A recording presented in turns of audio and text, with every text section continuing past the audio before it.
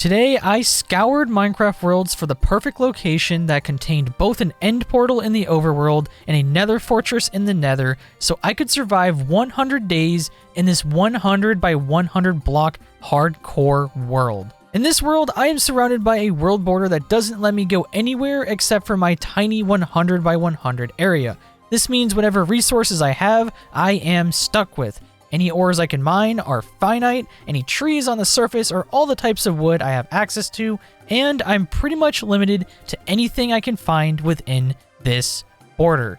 Not to mention, this area is about to become a ticking time bomb with mobs because anything that can spawn can only spawn in here with me. So things are going to get intense. If you do go on to enjoy this video, then consider subscribing to become part of the Domination Nation. We are currently 450,000 plus strong, and I would love to get to the funny number of 690,000 before the end of this year. And one last thing, don't forget to drop a like and leave a comment because they do help out the video and the YouTube algorithm tremendously. Anyways, let's begin day 1. To start off our beautiful first day, I did what any gamer at 3 AM on Twitter would do, and I got some wood. Why did I start the video with that? I figured for today my main goal would be to scope out what resources I was going to have to work with, and hopefully I could start making torches to make this place a lot safer at night. After getting enough wood, I made myself tools and began looking for a place to get some stone until I heard the stomping around of a cow. Animals in this world are extremely rare, so I would take anything I could get. And here he was, this man was trying to escape my domain. I struggled to dig out a pit and push him in, but after enough time, my plan and his freedom were both coming to an end. After securing the first cow, I figured I should look around for any other animals this place could offer. I swam in the water looking for any fish, which might be a great source of food in the future, but with zero luck. And then in the corner, I saw them. The absolute godsend duo of 2 sheep. And honestly, I kind of wish I had planned this, but they just so happened to be in the area when I set my world border. Apparently, luck was on my side. Both of these sheep were pretty hard to catch though, so for now, since they couldn't leave anyways, I kind of just let them roam around free. After this, I began digging a small area to get myself some stone, and I made a furnace so I could start smelting some charcoal. While it was cooking away, I decided to explore my miniature mountain area, and this place was cracked. I found some coal that led down to a cave area I could explore, plus there was a lot more coal up on the mountain, and as the sun began to set, I found this sweet 7 vein of iron, because I was definitely going to need more of it. After gathering what I could, it had become too late and I heard mobs, so I went back to my hole for the night where I smelted the iron and dug out this apparently obnoxious vein of 67 copper. So glad that I have this, very useful. Maybe I'll actually build with it for once. Probably not. Day 2. Today, after waking up to a zombie knocking at my door, I set out to figure out my food situation. I crafted myself a shield with some of my iron that I was rationing, and I made a hoe to grow some wheat. After that, I went around violently beating all of this grass into submission for seeds. Once I had enough, I made a small little farm next to the water area before checking for fish, and nature never disappoints. This lake was full of salmon. So, being the man of culture that I am, instead of fishing with a rod like a plebeian, I swam around slicing and dicing these guys for food. You know what they say, salmon are just nacho Doritos of the sea. Anyways, after clearing the population, I went back to my cave to begin cooking some for food before gathering more wood from the swamp trees. And I'm pretty sure I forgot to mention, but earlier today, I also found this little slime dude just hanging out in the corner. Since this is also a swamp biome, I have super easy access to slimes since spawns are limited to here. Anyways though, at this point, all I needed to do was collect more resources. So I spent the rest of today chopping down trees in the area to make things safer. I went back to collect all of the exposed coal deposits, and I made as many torches as I could to start lighting up my world, which honestly is pretty difficult to tell if things are safe between having these gorgeous shaders and the super bright world border everywhere. But you know what? We'll just find out in the future. Later in the night, after making my area more safe, I went hunting for more fish until I got a bit quirky and relatable, and I decided to not so casually take on a bunch of skeletons in the water for their bones. I absolutely clowned on the first guy as he drowned, followed by the sick double kill which rewarded me with 3 bones. I used 2 of them to grow some of my wheat so I could capture and begin breeding the sheep for wool in the morning. For day 3, I started off by clearing some of the dirt to make room for my brand new sheep pen. I absolutely wasted a bunch of my well-earned wood, why did I say it like that, on fences and fence gates that I used to make a small pen, and now my plan was all coming together. I used my wheat to lure each of the 2 sheep into the pen, and while I was at it, I used some squidding to dye the second sheep black so I could make my bed even faster. I even decided to sacrifice 2 of my iron to make shears so I could begin collecting their wool. And just like that, I had now made myself a black bed. Right on time too, because tonight sky demons were going to spawn and I'm still entirely butt naked. And speaking of being naked and afraid, now that my sheep were sorted, today's new goal was safety. So I spent the rest of today chopping down every single tree I could to make the terrain easier to light up and prevent mobs from spawning. And while doing this, I kept running into this pig who kept following me. It was almost like Techno was still watching me. With his support, I continued on until I ran out of light, and I had made a pretty sizable dent in the nearby forest. Not to mention, I was also scoring lots of saplings for more trees, I was getting apples for backup food or villager curing, and a ton more wood for building and charcoal production. Before calling it a night, I sheared my now 3 sheep, and I went to sleep in my new cozy bed. Day number 4. Today I was back to some classic deforestation. I was out here slaying anything with leaves in sight. During this, I actually ran out of inventory space, so I had to go back to my base and make a chest to begin dumping items in. But after that, I was right back at it, and I didn't quite finish today, but we made some insane progress. After the sun had gone down, I went around lighting up as many of the areas I had cleared as I could before running into mobs. I did manage to kill one of the spiders, but I didn't really want to deal with the creeper up close with no armor, so instead I went home for the night, made all of my sheep naked, yoinked more wood into the furnace, and I went back to sleep. Day 5. Boys, today the plan was simple. Today I was going to finish up violently tearing down every tree in sight for maximum safety. And as much as I wish this was a quick process, I found myself still at it by the time the sun had already set. At this point, there were only a few trees here and there, like the mini savanna biome. However, things were looking a lot better. I went back to my cave and grabbed my freshly baked charcoal from the furnace to make more torches. I then took the torches I had and lit up even more of the terrain, and at this point, everything was pretty safe looking, besides the top part of this mini mountain. Anyways though, now that it was dark, I went back to my sweet abode. I made myself a door just in case, and I sat here smelting away all of my hard work to make more torches. While waiting, I went outside to check on the sheep and make them naked and afraid again before harvesting more of the wheat so I could breed them. At this point, the sun had begun to rise and it began raining, so I tried to quickly snipe my bed to dodge the rain, but to no avail. So I guess for the next day, I was stuck dealing with the rain. So now that it was day 6 and I had more charcoal, I crafted myself a stack and a half of torches before going back to that one cave to hopefully find a cave system to explore. I walked down like 10 Y levels, only to find my cave was in another world border. That joke was really cheesy, I'm not gonna lie. So I collected the remaining coal that I had left last time, and instead I went back to my base for plan B. I organized my inventory and I began excavating more space in here so I could start my own cave to mine. After clearing out enough space, I crafted a ton of ladders and I began my classic straight down tunnel for maximum efficiency and safety.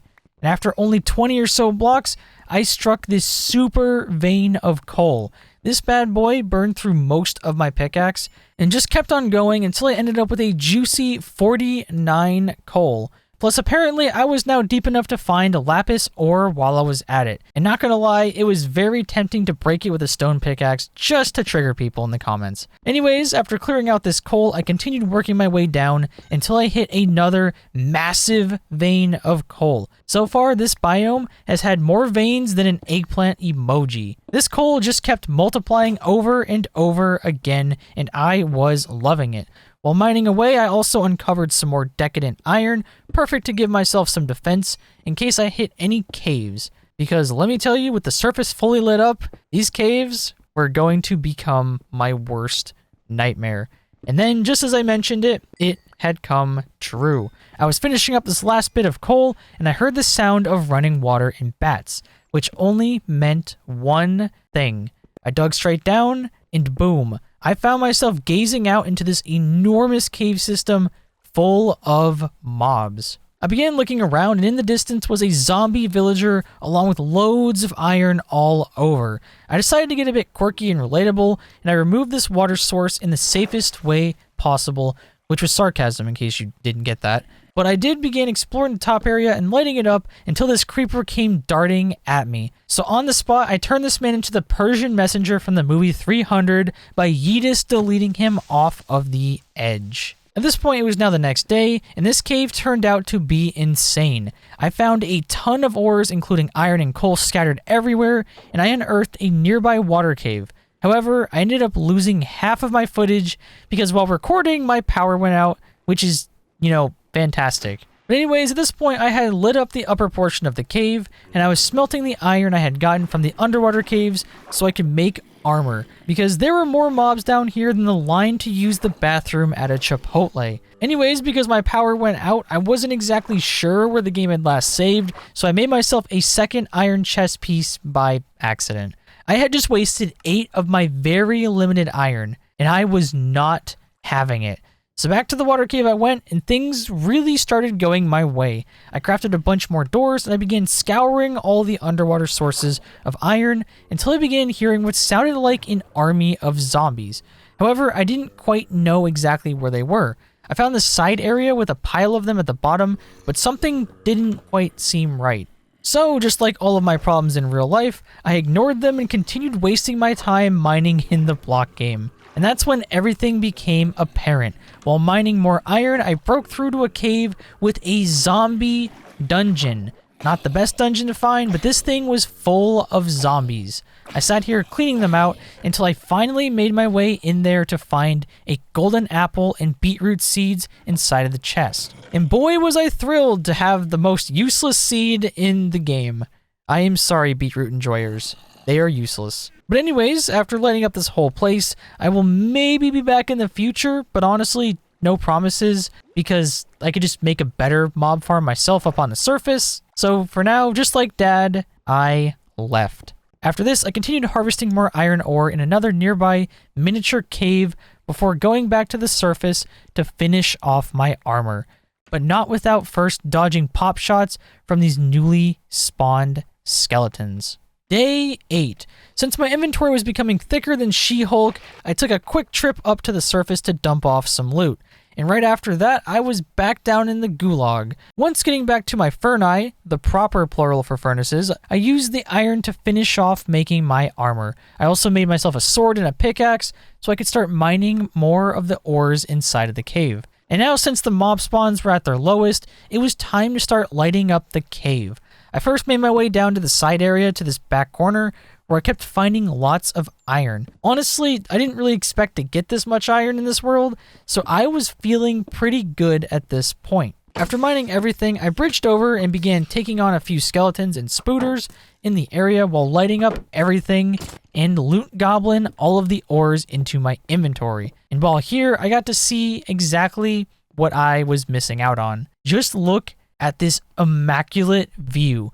All of that expansive cave full of more loot and the epic mineshaft hanging over there and the infinite sea of lava. This had me feeling kinda sad. However, this feeling was fleeting because as I continued lighting and looting up the area, I had stumbled upon stone brick, which meant only one thing.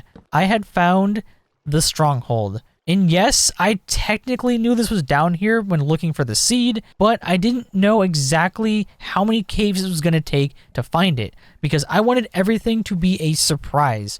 So finding it this soon really ended up surprising me. But before going down there, I wanted to finish the current area I'm in, so I spent the rest of this day and all of day 9 lighting up more areas, gathering lots more ore, and stealing this source of lava for obsidian so I could go to the nether in the future. I kept looting the area until I mined this lapis, which opened up this breathtaking fall. This is why you never, ever stand on the block you're mining. This was almost the end of the run. On day 10, it had finally become time to explore the stronghold, and boy was I terrified because all of the world's monster cap was waiting for me down here. I began lighting up areas very slowly, but every step of the way I kept running into more and more mobs, especially these skelly squads that 100% had wall hacks.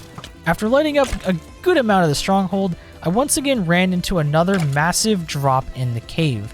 This place was really trying to get me. I continued my way through the hallway very carefully while I also systematically lit everything up. Luckily for me, this place already had loads of torches, so most areas didn't really have that many enemies. While down here, I found 2 different chests that only had an iron pickaxe and some extra food, and I saw this library sadly just outside of the world border, which really made me sad, I'm not gonna lie. However, things weren't that bad because shortly later I did find a second library that I could actually loot. This place may not have had that much physical loot, but now I had access to all of the books I would need for a future enchantment table. I dug my way to the top to check for mobs, and inside of the first chest was a bunch of paper and books. After lighting everything up, I began mining a few stacks of books to have for now, and I left the rest for when I eventually get Silk Touch.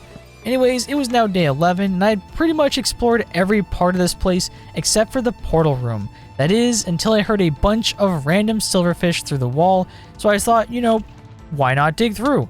And there it was. I had struck the portal room, and ironically, it was the very first path that connected to where I first actually entered the stronghold. So I could have just walked straight, and you know what, let's not talk about it. Anyways, the portal room also had the perfect amount of lava to create myself that exact nether portal that I mentioned before. On the beginning of day 12, I used some of my iron to craft 2 more buckets that I could use to start bringing lava to the surface. I grabbed my lava and very quickly made my way up and out of the cave system all the way up to my base, where I quickly cleaned out my inventory before heading outside to find a good place to place my portal. I ended up settling on this area by the beach. In the very first block I placed, I screwed up because technically you didn't need to do the corners, but at this point, for OCD's sake, I mean, it kind of just is what it is. I quickly made 2 more lava sources before also harvesting my mediocre wheat farm and feeding all of my sheep. And I know what you're thinking, why haven't I done much on the surface yet?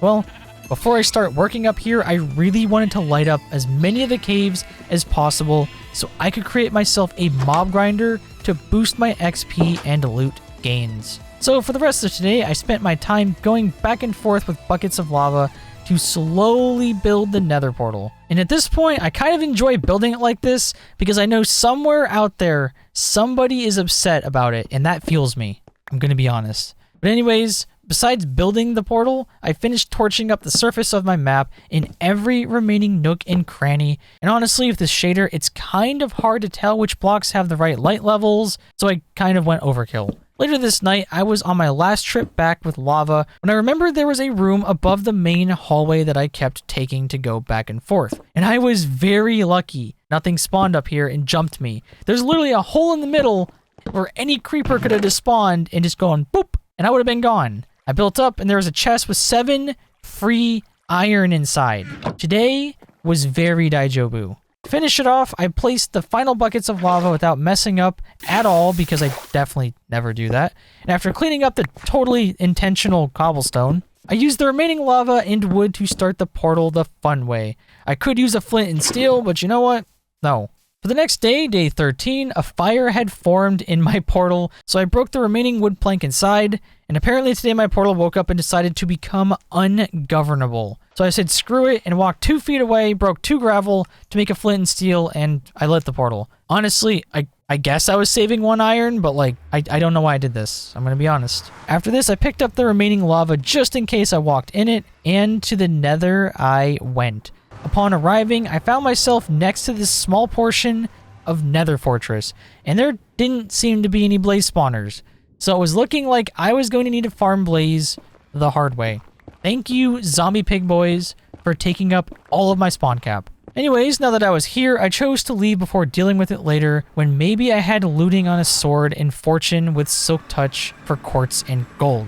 Upon arriving back home, I fished for more salmon the proper way, so I had more food for the mines. I threw them in the furnace and cleaned out my inventory once again, preparing for yet another excursion of a lifetime. This trip was going to be some Made in Abyss level stuff. I went back to the hole in the ground near the lapis that I left, and I began ascending with a water bucket. And at first, everything was going well, technically, but then the mobs started spawning. At first, it was just a zombie camping me, which was no big deal, but then this creeper started swimming up after me, so it was on to plan B. Instead, I began digging into the side of the cave and slowly began heading down while dodging any skeleton arrows, and boy, do I wish I had brought a bow with me right now, because these mobs were still camping me, and they were persistent. They would not leave me alone for anything. I moved around a bit trying to figure out how to get down, but honestly, it just didn't seem worth it, so instead, I headed back up to my base, where I made a new bow and gathered the meager 17 arrows that I had sitting inside my chests. Day 14. With my bow in hand, I went back down to the area, except with a brand new plan today. I just so happened to have 2 remaining lava buckets, and arson is very fun. Don't quote me on that. So I figured, why not make some mobs toasty scorpion style? I began pouring lava off the edge to get an opening, and then I jumped down using water, and let me just tell you, today was a rough day. After getting down here and beginning to clear mobs, they were very quickly cornering me. So I built up and made a base of operations in the air, and here was where things got toasty. I began pouring lava off the edge, and this time things were actually burning.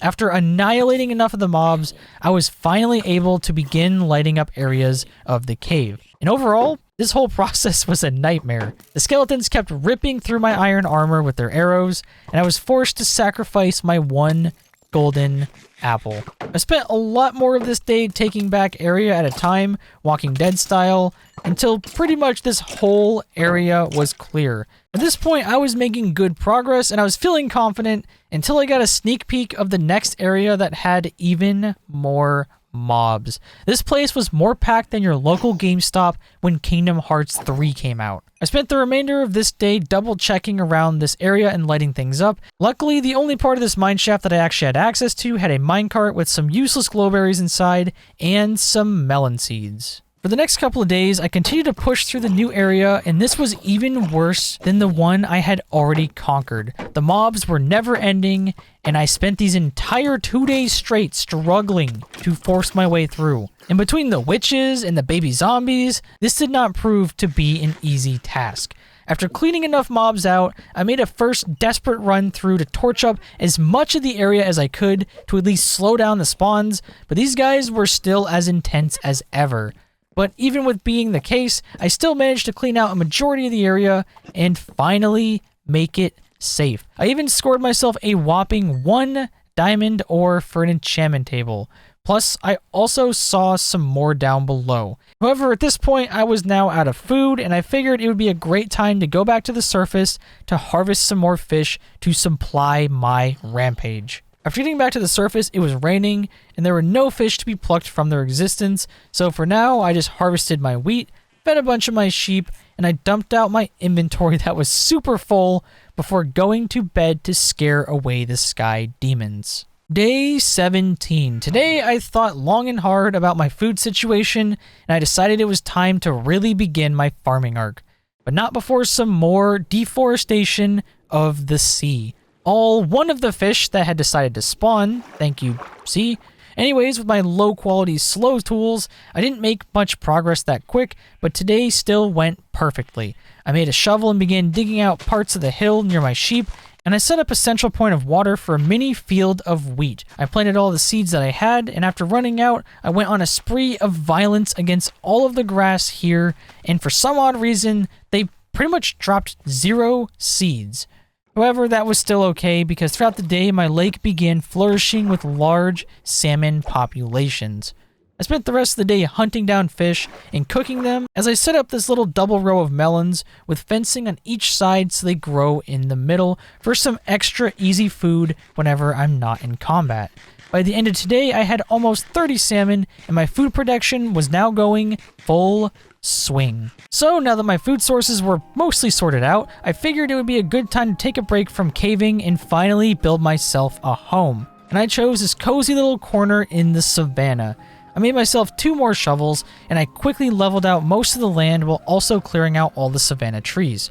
After the area was cleared, I had an amazing idea for a house. I began laying out oak wood with planks and stairs for multiple layers, and for the first time ever, I actually used acacia wood for building. I know, it's crazy. I turned them into orange fence and stairs to act as one of my accent blocks for the base. Over the next few days, I kept laying out areas for my house until I started running out of wood. So I began replanting acacia and oak saplings all over, so that way as I continued to build, I could replenish my wood in between. Winky face. But anyways, I kept on working away until I was visited by this wandering trader, and he had dark oak wood saplings. Literally one of my favorite woods that I could not trade for because I didn't have any emeralds yet. The one time I can't trade, they actually have what I want. So with that disappointment pushed aside, I kept on working on the base by filling in areas for different levels of flooring until on day 22, I finally ran out of wood. But luckily, at this point, a lot of trees had began growing, so it was once again time for some more juicy deforestation. After chopping down the trees, I spent most of my night working on more of the base until I was interrupted by this trident throwing Twitter stand. My shield was almost broken, so I had to make quick work of him, and this man dropped his trident. And as you can see, I was super hyped about it. Today was an amazing day. No looting, and I got a trident before even building a house.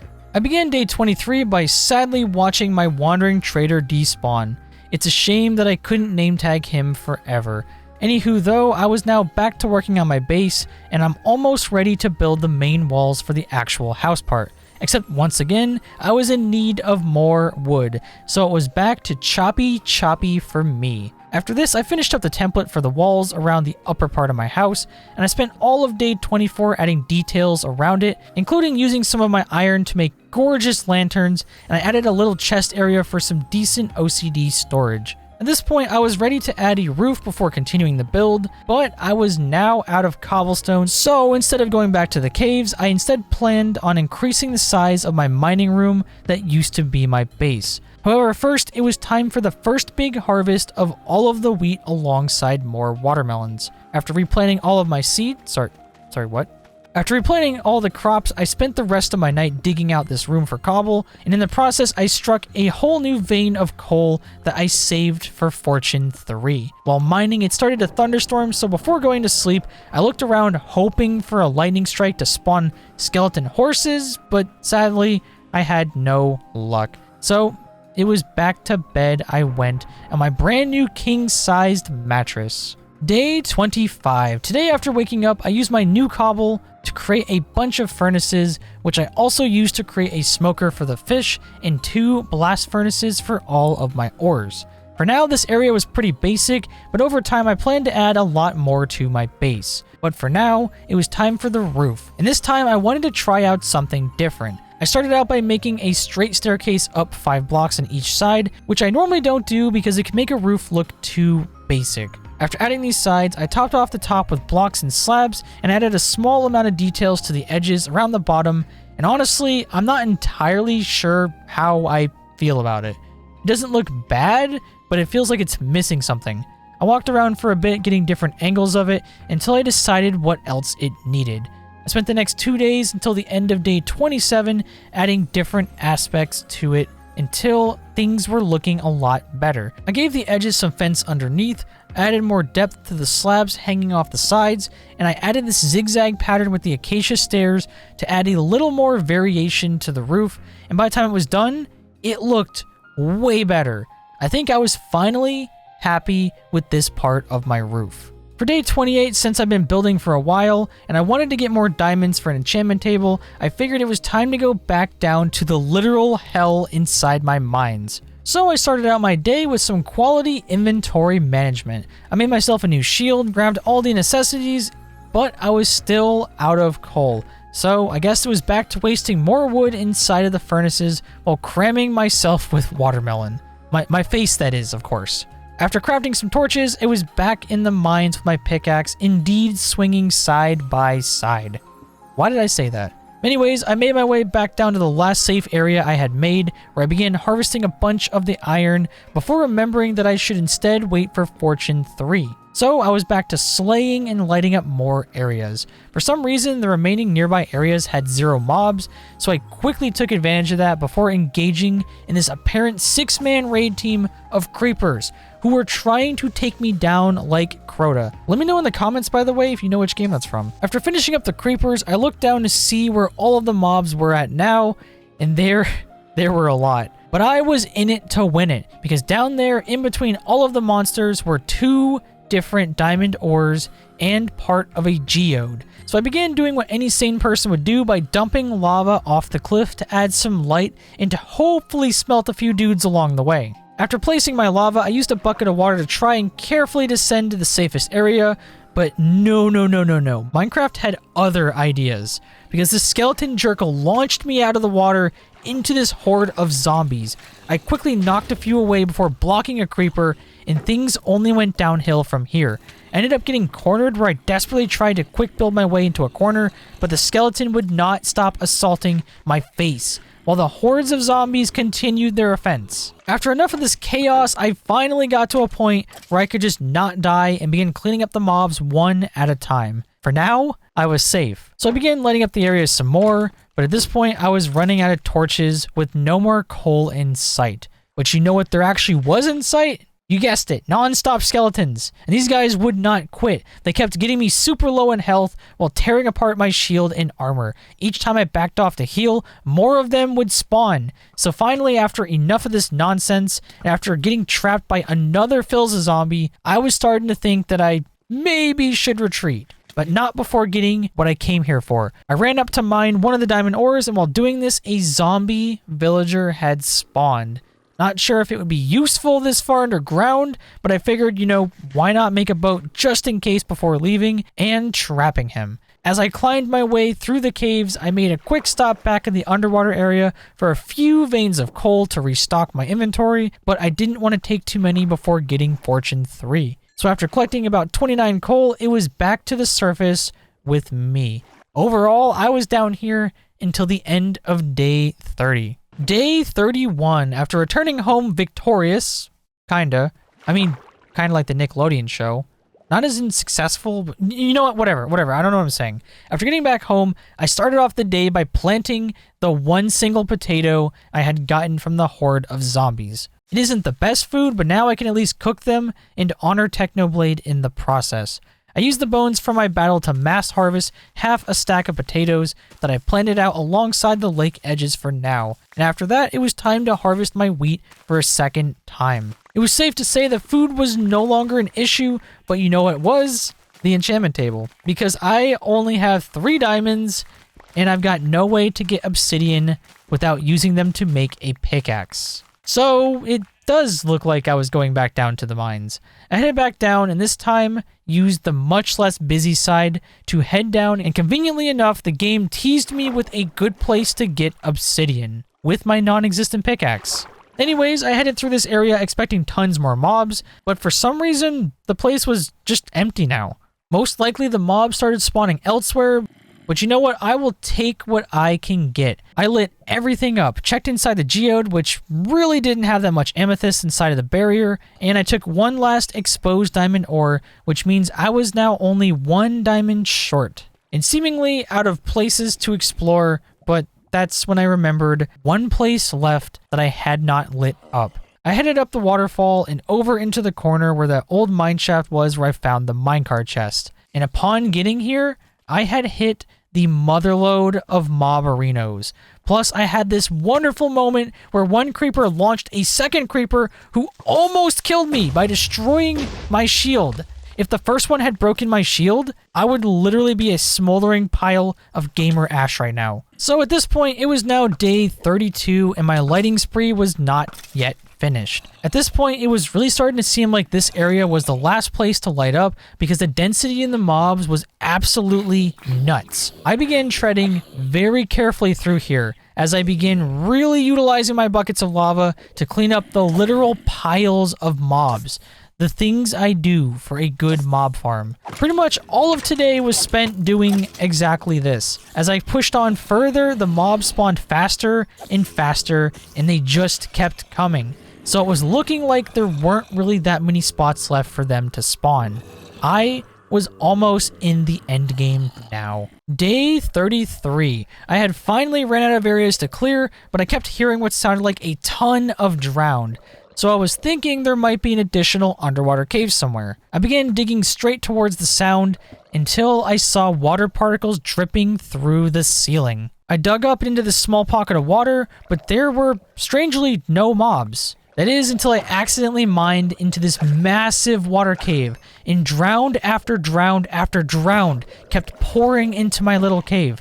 I quickly cleaned them up and crafted some doors for easy air pockets, and I swam up into the cave system.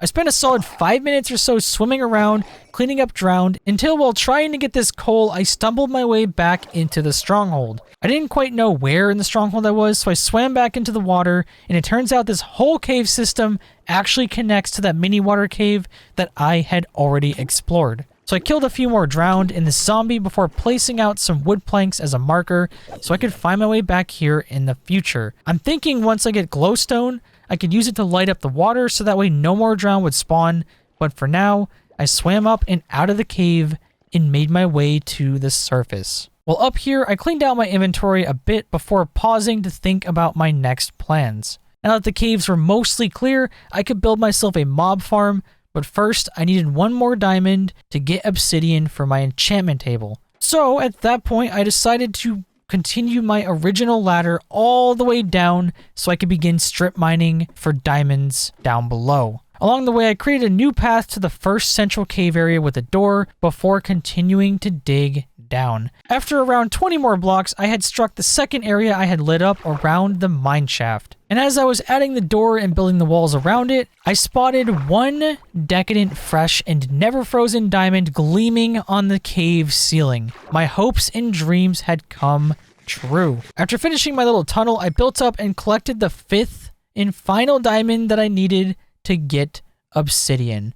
Overall, today had gone extremely well. On day 34, I crafted myself a diamond pickaxe so I could finally go down and get some obsidian.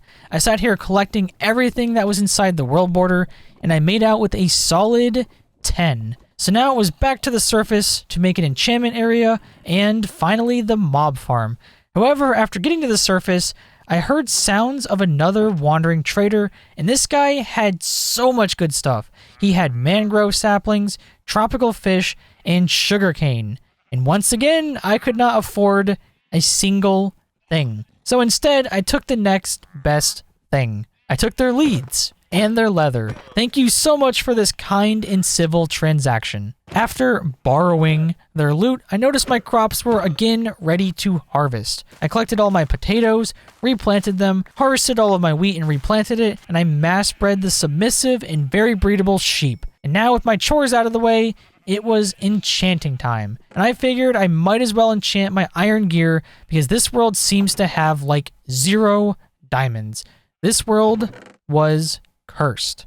Anyways, though, with my resources in hand, I crafted the enchantment table and a bunch of bookshelves before deciding on the perfect area to put it. And I thought it would look nice down by my lake shoreline in front of my house. But for that, I was going to need more oak wood, which I was also all out of. So I grabbed some more saplings, began planting them everywhere before I started chopping down the remaining trees from the last time. And let me say, these super tall trees are literally the worst. They suck to chop down, and you almost always miss a piece of wood, which causes the leaves to just float in the air, which is not acceptable. These trees suck.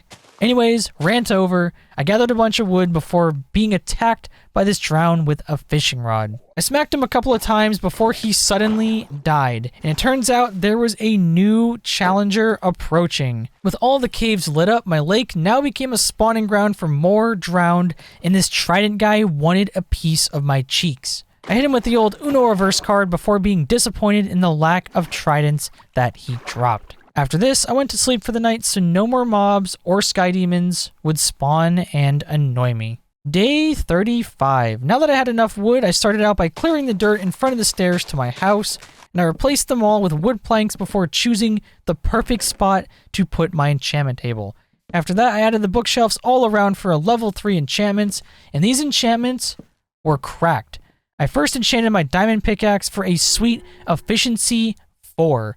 After that, I enchanted my chest piece, which gave me protection 4, unbreaking 3, and unfortunately thorns 2. But either way, this was huge. The final enchantment before being under level 30 was my pants, and these gave me unbreaking 3 and fire protection 3. Not the greatest, but at least I could fall in lava now and be okay. Overall, 3 out of 3 enchants were pretty fire, but now I need XP, which meant only one thing. It was finally time to build a mob farm. And I kind of already had a general area of where I wanted it. But first, it was time for some landscaping. I broke my first shovel, and after crafting a second, I figured it would save me some time just to enchant it at level 2 for efficiency 2. Now that my shovel was faster, I continued evening out the environment in the best way I could. I didn't want this area to look unnatural or too flat, but I wanted it to also give me enough space to actually put the mob farm in. I also decided to fill in this mini water ravine thing to the side, but not before checking it for more resources. And good thing too, because I ended up finding a mid-sized coal vein in one single iron ore. After mining everything, I took all the sand, left the cave, and covered it up in dirt. After this, I moved that cow that I had found on my first day and pushed him into another hole further out of the way. I am so sorry, cow. Honestly, not much to do with him because there were no other cows around. Poor forever alone guy. But anyways, now the area was kind of ready to have the mob farm built on it, except I was now in need of enough stone bricks to build one, because I was not going to use cobblestone. It is too ugly. So this gave me a couple of options. I didn't have silk touch yet, so I couldn't really do a cobblestone generator since I would have to smelt everything, which would take forever. So instead I chose option 2, and I went down to the stronghold to begin stealing stone bricks. And honestly, I don't know why I chose this option, because it kind of sucked. I had to mine individual blocks to not get the cracked pieces or the mossy pieces, and half of the ones that I did mine ended up spawning silverfish, which kept annoying me. And in the process of mining, I also experienced one of the worst heartbreaks a Minecrafter ever could. I uncovered these diamonds right on the edge of the world border, and 3 of them were stuck on the other side. They were the forbidden hard rock candy. At this point, it was the end of day 36, and I said screw it because this process sucked, and I went back to the surface. On the next day, day 37, I crafted myself 4 hoppers for collection, and I built a small basic collecting area / killing area. I added slabs around the edge so I could hit the mobs and none of them could hit me back, and I began building straight up. The plan for this spawner was pretty basic. I built up 20 blocks so the mobs were about 1-hit kills when they land, and at the top I built a square outline for where the mobs would fall, followed by 4 different areas for streams of water to push them down into the center. After finishing the last of the 4 rows, I was pretty much out of stone bricks, and I was not going back down to the stronghold, so instead I went back to the enchantment table to maybe try and reroll some books for Silk Touch. And the immediate enchantment right after this was Fortune 3 for a pickaxe. And there was honestly 0 way I was giving that up. So much for Silk Touch for now, yet again. So even though I didn't want to, I went back down and spent the rest of the night destroying more of the stronghold while also fending off the simp silverfish army. The things I do for experience. Day 38. Today I found myself back on the surface and working on more of the mob farm. I walled in the 4 different waterways, used 2 buckets of water to make an infinite water source, and I began collecting and filling in the 4 spawning areas until once again I ran out of stone. So I used all of the wood that I had to make as many trapdoors as I could, but I also ran out of those. Today was honestly just one of those days. I needed to build something to get items, but I needed items to build the thing to get items. You get the point. I needed XP to make XP to get items that I needed to make the... You know what? Yeah, you get it. You get it. Anyways, I filled in each waterway with water and water bucketed my way down to gather more resources.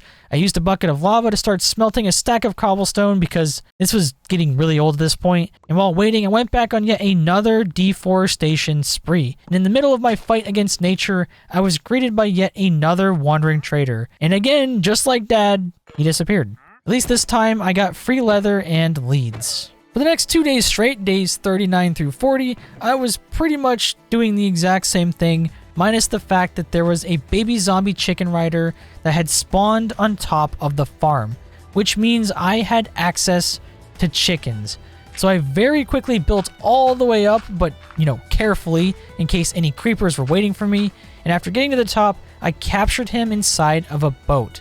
This first chicken counts as a hostile mob because he was spawned with a zombie, so if I don't leave him inside of the boat, he will despawn. However, any others I get from his eggs that he lays will basically be normally functioning chickens of society. Anyways, while up here, I used the wood I gathered to craft and finish placing all of the trapdoors for the waterways, and now all I had left to place was carpet to stop the spiders from clogging things up and filling in the remaining parts with more stone bricks, which meant I once again needed more stone bricks. So you know what that means? It was back to the stronghold I was. And once again, I had to deal with hordes upon hordes of silverfish. Except this time, things just kind of worked out because I hit level 30 again. After this, I went back up to the surface, made a brand new iron pickaxe, and I gave it that Fortune 3 enchantment. I followed it up with my second pick for efficiency 2 since I wanted to see if Silk Touch would show. And I kid you not, the pickaxe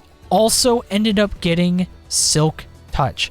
So now that I could just mine stone, this made things so much better. For the rest of the night on day 40, I dug out more of the original base of operations by my mine shaft until I had plenty more stone bricks. It was now day 41, and with my newfound inventory of resources, I was back to making the mob farm. I climbed my way up to the drop area using a bucket of water and immediately got to placing blocks. Added the 4th spawning platform, followed by me adding a 2-high wall all the way around the structure, so only 2-block tall mobs would spawn. Also, while doing this, I may have sent my new chicken friend on a once-in-a-lifetime skydiving trip inside of his boat. But don't worry, he's still okay, hopefully. After finishing the wall, I added carpet all over the platforms in a specific pattern so no spiders could spawn clogging things up.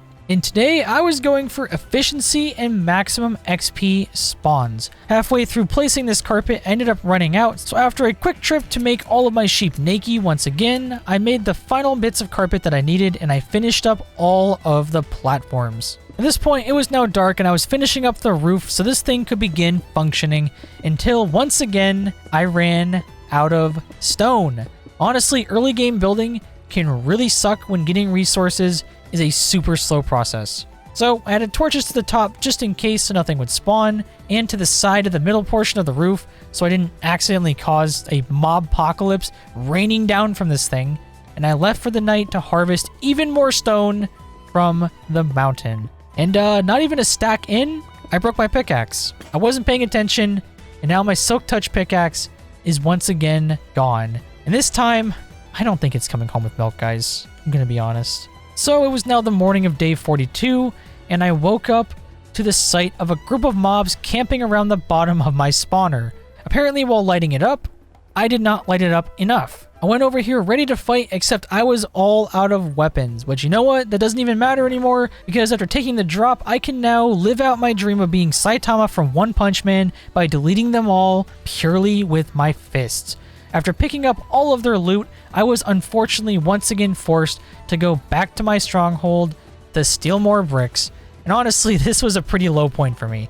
I was running out of blocks to even harvest at this point. My armor and tools were all almost broken, and this group of silverfish would not leave me alone. They even broke my helmet. At this point, resources were just not going well. I ended up also grabbing cobblestone before leaving because I'm pretty sure I didn't have enough blocks even after mining this stuff again. I literally always do this to myself. I make ideas for big projects with no ways to mass obtain resources yet, making everything way more difficult. But anyways, with that miniature rant over, I returned to the surface with what I had, finished covering up the roof, And as I built my way back down, I filled in parts of the drop tower until I just barely didn't have anything left. So I used cobble for the rest. I mean, it's super scuffed, but at least it works. And now, boy, did this thing work. I went back to my house to smelt cobblestone into enough stone to finish it, and while doing so, I forgot that I actually had some stone and even iron already inside my furnaces. After adding more to smelt, I looked over and boom, mobs were spawning.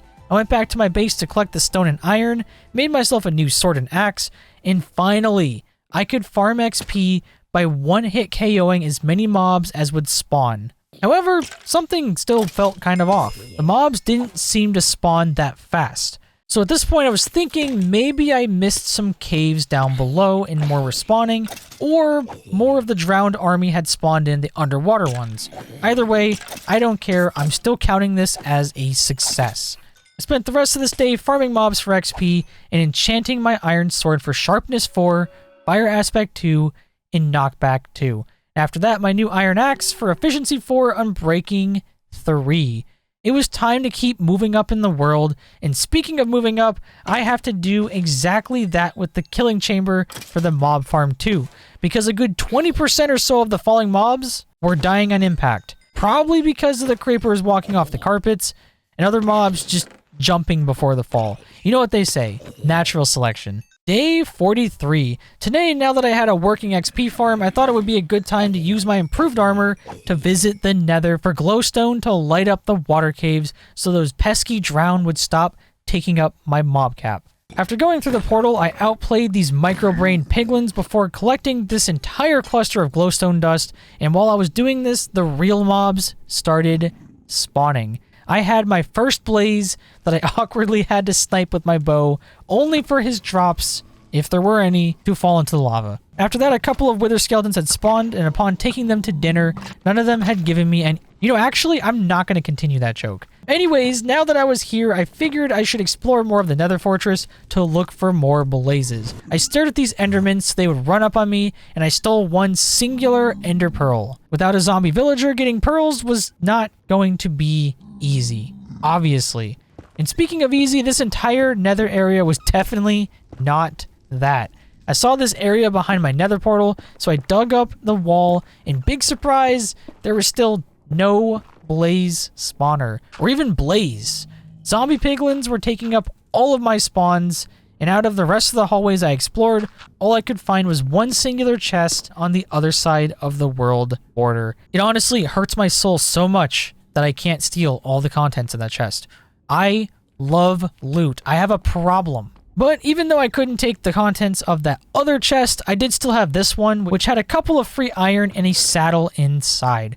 By the time I got back home, it was nighttime, so I spent more time getting to know the mobs in my grinder a lot better until I hit level 30, which I then used to create a brand new iron helmet with unbreaking 3. Honestly, I was really hoping for protection, but you know what? Unbreaking is better than nothing, especially when you're poor on iron. On the next day, day 44, I woke up and cleaned out my mob grinder yet again for some more beautiful XP. The plan for today was to go into the caves again and light up and clean out the water caves of drowned so my spawns would increase. But as I was on my way, this trader spawned in and he had spruce wood. Literally my favorite wood, spruce gang rise up. So I thought really quick and I might have enough time to get those emeralds before he despawns. I quickly crafted a bow and plonked him in before going back to the nether to hunt blazes. I ran up the side of the nether hill to give them space to spawn, and after seeing my first one, I moved in for the kill. I smacked this guy once, and my terrible knockback hit him into the lava. I tried to get him back out, but it ended up cooking my sausage in the process. And that's when I remembered I had fire protection 3. So this literally did nothing to me. After failing on the first guy, I kept looking for more blazes and I found these two in the hidden corridor. After wombo comboing them both, I had gotten my first blaze rod. But now I was going to need one more. And that's when my new friend Stepgas showed his hideous face and I didn't have any arrows to put a hole in it. But then for who knows what reason, he just felt the urge to land. This guy just came straight at me, and I took my opportunity to reflect his fire right into his ugly face for a sweet gassed tear. You know what they say, the best tears are those of your enemies. Anyways, the next blaze had spawned shortly after, and after killing him, he dropped me rod number 2. And I was out of there. I very quickly ran back home, made a brewing stand, and got straight to crafting a golden apple and brewing a potion for my villager friend down below. While gathering everything I needed, I realized something awful. I needed sugar, and the only way to get sugar was outside the world border. There was no sugarcane anywhere for me to collect. So the wandering trader's purpose was now gone, and I was not going to get my precious spruce wood. If you can tell, this really bummed me out. It did. I felt defeated. And I may have taken it out on the trader's llamas for some more free leads in leather, but I can't confirm this. After all that effort, I still felt pretty bad about it, and I was taking out my anger against the mob farm. And that's when something actually good happened. One of the zombies had dropped my first carrot. I mean, it's not the most insane crop to have without villagers, but hey, at least I could now breed pigs on my land if I wanted to. Day 45. Today I was not going to let that setback get me down. I woke up, killed some mobs in the grinder, and stared down the trader before continuing my plans to make my mob farm more efficient. I headed down into the caves and into the water cave. Today my goals were simple. Number 1, I wanted to light up most of the water so drown don't spawn. Number 2, I wanted to use my Fortune 3 pick to grab as many resources as I could, especially the iron and gold. And number 3, I wanted to erase any drowned or mobs that still dare to exist in front of me down in the cave systems. And overall, this process was going great. I had already killed at least 10 drowned, and I was finding and collecting all of the ores I had previously left behind with my Fortune 3 pickaxe. While swimming around, I even found this extra geode that was full of more amethyst for me to come back and borrow if I ever get more diamonds for gear. Anyways, I spent the entire day down here pulling in mad stonks until my Fortune 3 pickaxe was just about broken, and I went back to the surface to repair it, and it was apparently already day 46. Time flies when mining. So now that I was back home and had 35 levels, it was time to make more pickaxes so I could repair mine, and these things were absolute fire. I got an efficiency 4 pickaxe that I was going to combine with the Fortune 1 until I got a second brand new Fortune 3 pickaxe. So I figured why not keep both so I could save the Fortune for maximum efficiency. Overall, while down there for only one day, I had gotten 31 blocks of lapis, a stack and a half of iron, and almost a stack of gold plus whatever else I scored while down there. Since today was already half over, I figured I'd just hang out and swipe away at more mobs on Tinder for some XP so I could begin enchanting even more. And while grinding away, a witch spawned inside of the spawner that at first had me a little bit worried since witches could splash me with crazy potions, but then I thought of something witches do that's particularly beneficial to me. Witches can drop sugar. I very quickly annihilated everything in there, including the witch, and inside chest number 2, there it was. A single piece of sugar. Like lightning, I ran over to the trader to make sure he was still there,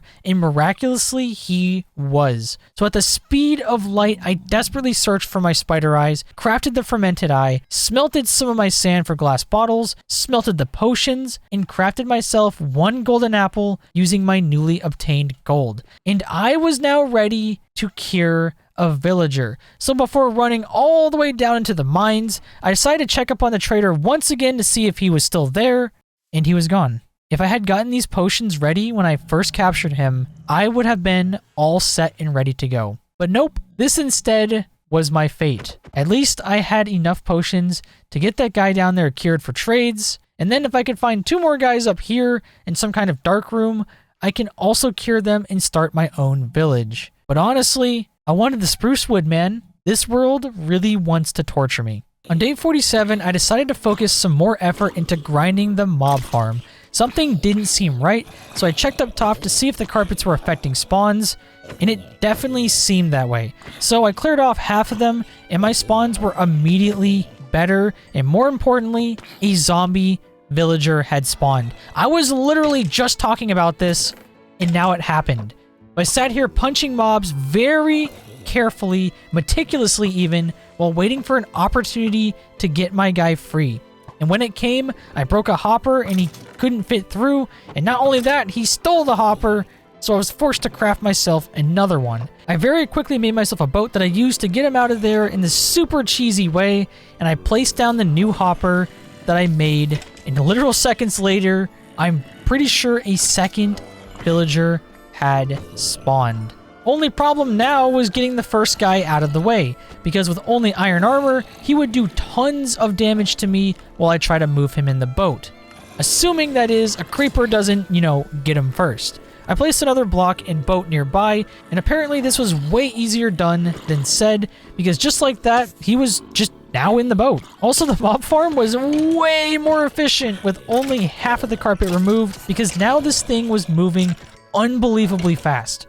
After getting both villagers, I killed the rest of the enemies until I got an opening, and I quickly blocked off the drop so I could finally cure them both. Now things were really going uphill. Honestly, I could already taste the diamond gear in tools. So now that I had 2 villager zombies, I crafted more gapples, threw 1 potion and cured them both, and while waiting, I became so tired of hearing all the mobs because they were so loud.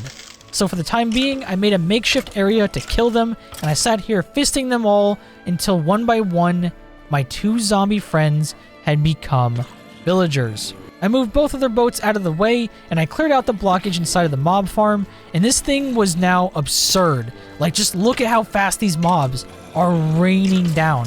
And that's with half of the platforms, still with pieces of carpet over them. Plus now, I also get string and spider eyes. Honestly, I don't know why I even bothered with carpet in the first place.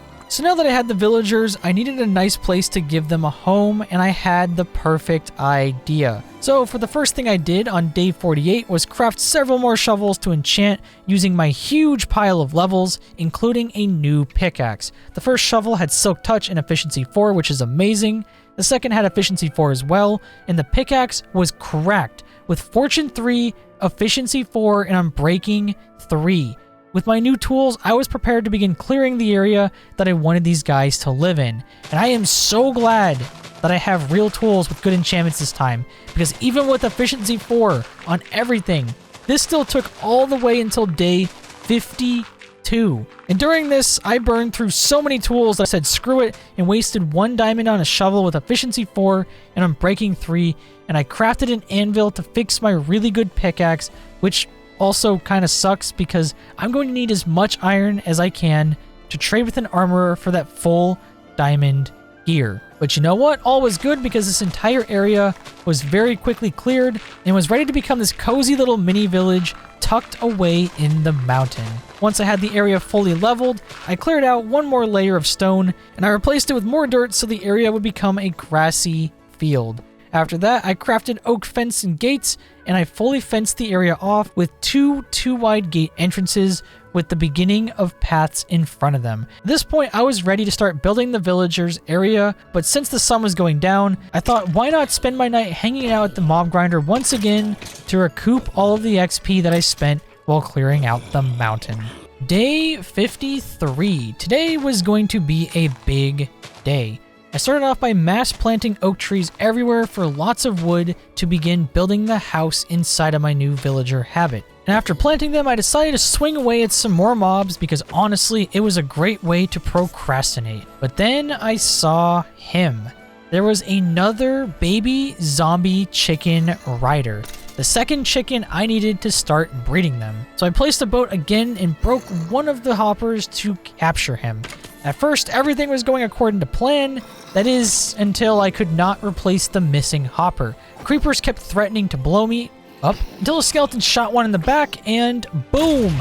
They blew up my entire collection area. I quickly scrambled to cover up the mob spawns and then I cleaned everything up except for the missing hopper because now I had to waste even more iron to make yet another one. After replacing everything, I filled in the floor and sat here for a solid couple of minutes straight, cleaning up the huge pile of mobs that had built up during the cleanup. Once they're all gone, I was going to go back to doing the trees until I saw him staring at me from beyond the grassy hill. Somehow, this chicken, the literal only guy I wanted to survive the explosions, had done exactly that. I quickly trapped them in a boat while freaking out. I now had the 2 chickens I needed to make myself a chicken farm. Although technically I could have just name tagged the first one and waited for him to lay eggs, but you know what? I didn't ask you. Anyways, now that the debacle was over, I could finally get to harvesting my tree army. After cleaning up the remaining trees, I noticed that my mob farm was becoming quite full again, except something stood out. There were 2 more zombie chicken riders just vibing in there. I very carefully worked to clear out all the other mobs before breaking a hopper to set them free. I led both the zombies over to the 2 chicken boats I already had, and I trapped them. And of course, this was followed by struggling not to get everything blown up again while trying to replace the hopper. I finished off the night by removing both the baby zombies' licenses to exist and freeing the chickens from having them on their backs. On day 54, I decided it was time to move my villagers because I wanted to start having them trade and breed while I work on their small village area. I began moving the first guy's boat until I heard a very peculiar sound. I went back to the mob farm to find 2 witches venting among the hordes of mobs. I quickly started clearing out the mobs in the hopes of one of them dropping more sugar for potions of weakness, but instead they dropped glowstone. I felt like I was listening to a 40-year-old white mom's Spotify playlist because they wanted me to shine bright like a diamond. Anyways, with that terrible joke over, I pushed the first villager closer to their new home, then I pushed the second one before breaking them both free so I could lure them into the place with some job blocks.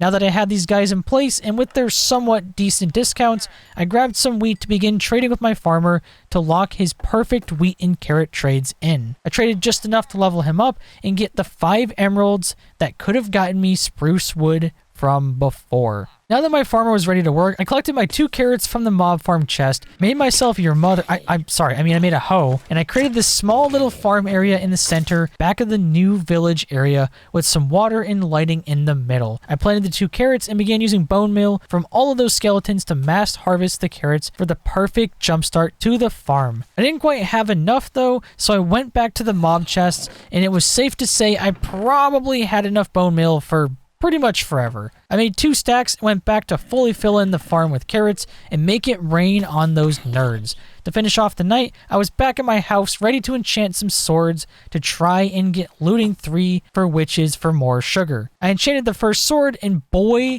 this thing had it all, except for looting. So I made a new sword with my limited iron, and this guy ended up with Smite 4, Looting 2, and Sweeping Edge, which honestly was perfect for the mob grinder because Sweeping Edge made things a lot quicker.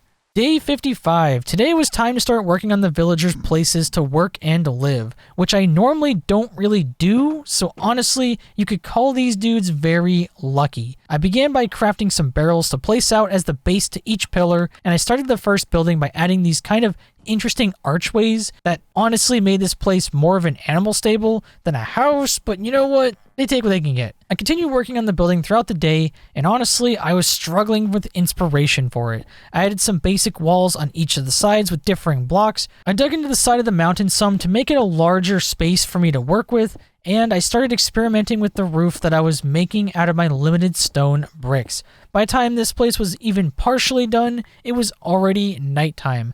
Honestly, I am a super slow builder, but even with that being the case, as the sun went up the next day, I finished off the roof area, and I also caught this sussy baka farmer cheating my temporary staircase to escape his fate. Not today, heathen. On the beginning of day 56, it was time to add some finishing interior touches to the first building. I gathered all of my black wool from my cave chest and used them to craft and place out a whole bunch of beds inside the little cubby-like spaces in the new building. After this, I began replacing all of the ugly blocks with things like cobblestone, oakwood planks, and stone bricks until I ran out. So I went back to my base to use another bucket of lava to smelt a couple stacks of cobble, and while doing this, it dawned on me, literally because the sun had felt like it just came up and now it was already gone. What I'm trying to say is somehow I had wasted this entire day. But that was fine because I now needed to wait for my stone to smelt anyways. So in the meantime, I harvested all of my wheat, I topped off my melons, checked to make sure the villagers were actually using the beds, and I made and cleared out a chest inside of their village so I still had access to resources while I continued building here. Since I still had time to kill after clearing my inventory, I scoured every chest in my base for buckets, and I grabbed my looting sword so I could pay a quick visit to the nether. Upon spawning in, I took down the 2 wither skeletons near the portal, and after further inspection, nothing else had spawned. I stared at this enderman hoping he could, give me some pearls, but again, just like Dad, he left and probably won't be coming back. Why do I keep saying this so often? At this point, I figured I'd just get the lava that I came here for and be gone. But I couldn't even do that because of this piglin bowboy camping the closest place to the lava, and this enemy AC-130 ghast that had spawned in the air. But you know what? No, I was not going to leave here empty-handed. I dove off the platform right behind this man-bear pig, and I yeeted him into the lava to assert my dominance. I grabbed 6 buckets of lava that I came here for, and I made a much safer way to get down here in the future for, extra lava trips before heading back to the portal. And upon reaching the portal, I was welcomed by an entire group of wither skeletons. Somehow, this nether fortress spawns more wither skeletons than it does blaze, and yet I still don't have any wither skulls.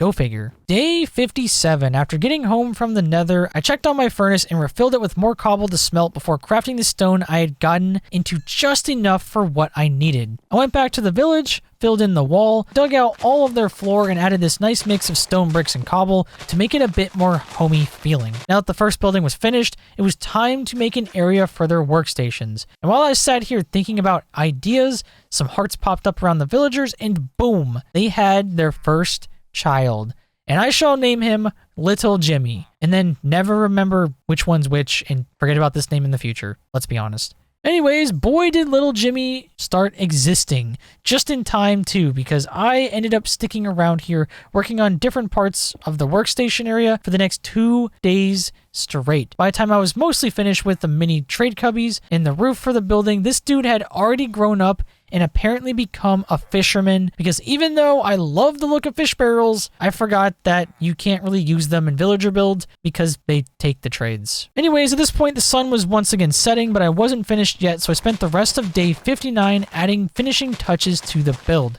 I dug out the floor area and filled in the perimeter with cobble, added more fencing around different areas, and I filled the entire area in with a mixture of more cobble and stone bricks. While I was at it, I also fenced off the odd corners in the area and used bone meals on them so that way they looked nice and wouldn't trap villagers. As I was finishing up the night, I heard a certain "Harr" from behind, and my heart had skipped a beat. Another wandering trader had spawned. I very quickly ran up to him to check his trades, and yet again, he had the holy grail of woods, spruce saplings. I grabbed my 5 emeralds and traded with him faster than the guy who scammed Jake Paul with fake Pokemon cards. Or Logan Paul. I don't know. They're both basically the same. Anyways, I planted the first saplings and instantly bone mealed it. And just in case, I woke up my farmer to trade for enough emeralds to buy 2 extra saplings. Before going to bed for the night, I watched both of his llamas disappear faster than a tax evader when the IRS knocks on their door. Day 60. Before going back to the village area, I stopped by the mob grinder to get more levels to hit level 40, because you know what they say, bigger number, better person. And that's why you should become part of the Domination Nation by subscribing, so I can get closer to my dream of 1 million subscribers. Anyways, subscribe plug aside, I sat here beating mobs into submission. Get it? Alright, I'll stop for real. I kept killing mobs for a few minutes in the hopes of a witch or 2 spawning, but after only a little time the mobs died down altogether, so it was back over to my village for me, and this place was looking amazing. There were 3 new Skyrim children NPCs, and one of them had already managed to trap themselves in one of the corners. I literally told you this would happen. That's why I blocked off the corner. After watching the kids run around, I chopped down the first spruce wood tree, and it was dropping mad saplings. I used one of them to plant another tree in the center area of the farm to add a bit more foliage to the area. After this, I finished filling in the stone floor for their work area, I fenced more of it in, and I added more final touches to the area by adding stone brick stairs to the tree, and I used my shovel to make more paths along the ground, and now this area was looking really good. I also may have been very tempted to use one of the fishermen as a source for more water buckets without wasting iron, but I stood strong and I didn't do it. In celebration of my mini village being finished, I set up this area to plant and grow my first mega spruce tree. I put it higher up so it hopefully didn't turn all of the grass into podzol, but yeah, apparently it's not high enough. So now I just got a bunch of podzol everywhere.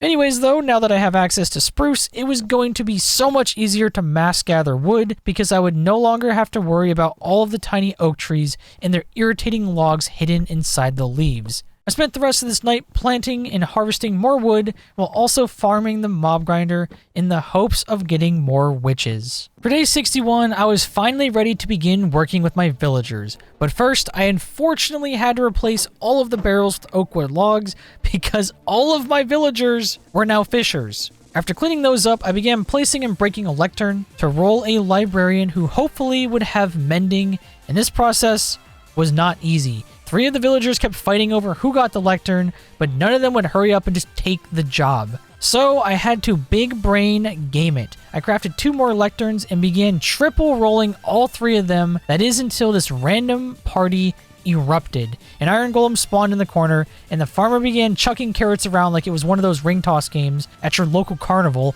and they all just started breeding. We're supposed to be re-rolling. But then the baby villager spawned, and somehow he was a spruce villager. I'm thinking either it's because the corner of the world was technically in a spruce biome, or maybe it's because I added the spruce tree in the middle with the stairs. I honestly don't know. Either way, it was time to get back to work. That is, until everyone immediately left to go to bed because apparently it was already nighttime. I went back to the mob grinder for a bit, but overall, I kind of wanted to get diamond tools and weapons going, so I was going to go to sleep.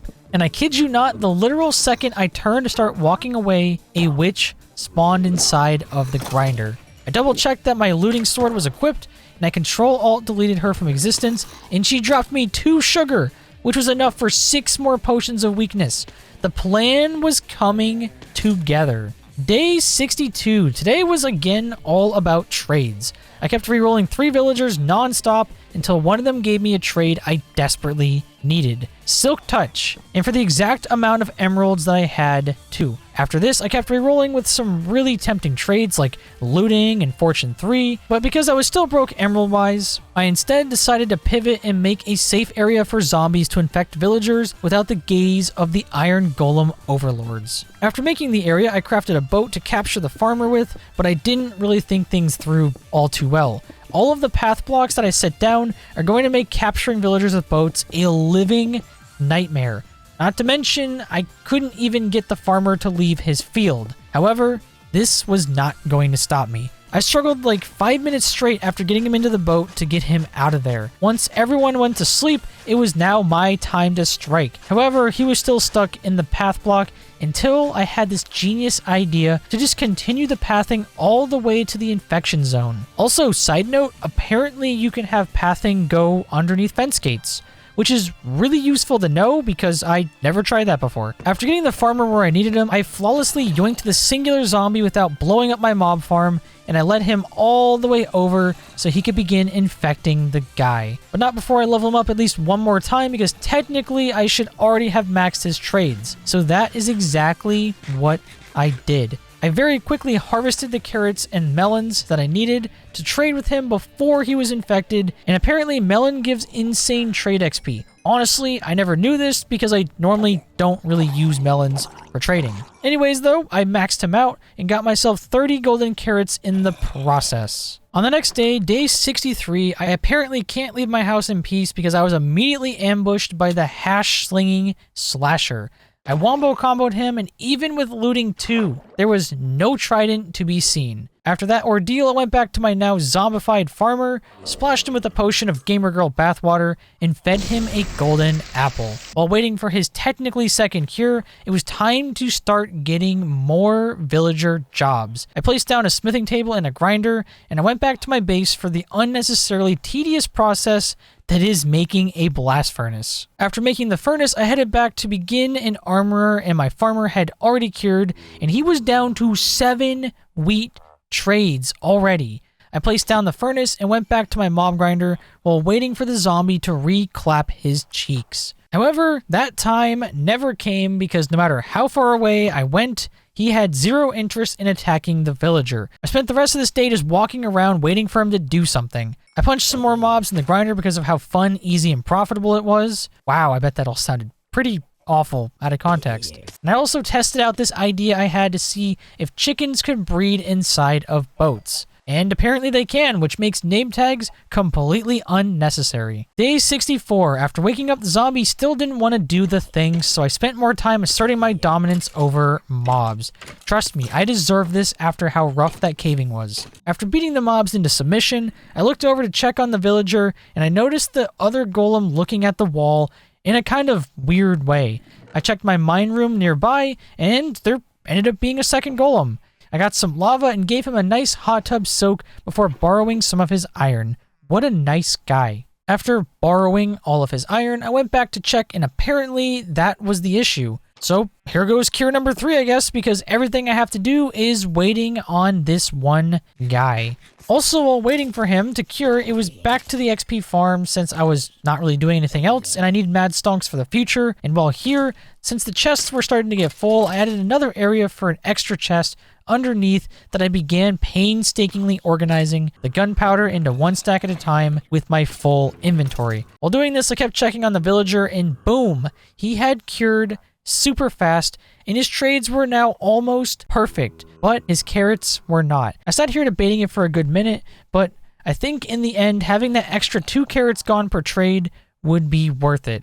And not long after checking his trades, he was infected for what should be the very last time. I brewed the new set of potions, crafted myself a new golden apple, and I cured him again, and this time I just sat here waiting just in case anything went wrong.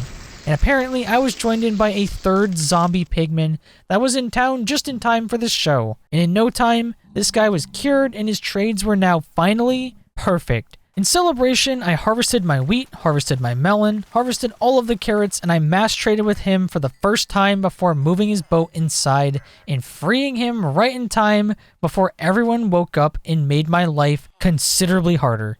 Day 65. Today, I was going to finally get my diamond armor. I started using my emeralds and iron to very quickly blow through the armorer's levels until I unlocked all 4 pieces of diamond, and the enchants they weren't like heavenly, but they also weren't really terrible. But you know what is? The amount of freedom I gave my farmer. He keeps chasing down villagers to breed. Interesting sentence, I know. And he is just not refreshing his trades whatsoever. So I decided to make some more fence and a composter, and I trapped my good farmer inside of this small area while the new farmer does all of his business, I guess. Oh, and it turns out that the second iron golem that had apparently spawned on the roof just kind of like beelined off and killed all of those zombie pigman friends that I had inside of the boats. I couldn't stop him.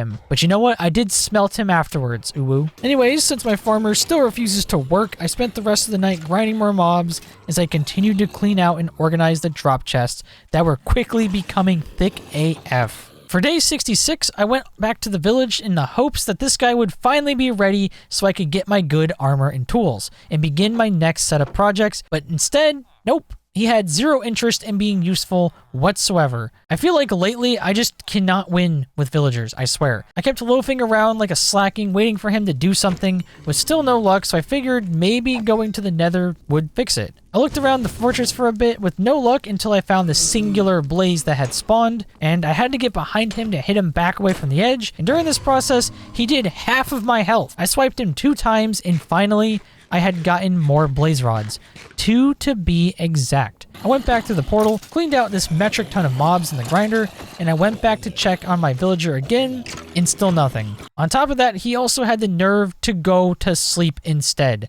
I had wasted an entire day doing essentially nothing. Boy, do I hate villagers. Today I woke up with one thing on my mind and one thing only: progress, and no villager was going to stop it. I traveled back to the village to see how things were doing. The second farmer was just existing, being pretty useless. Honestly, pretty relatable. But he was not why I was here. I entered the gate and made my way over to my good friend, Mr. I still haven't reset my trades.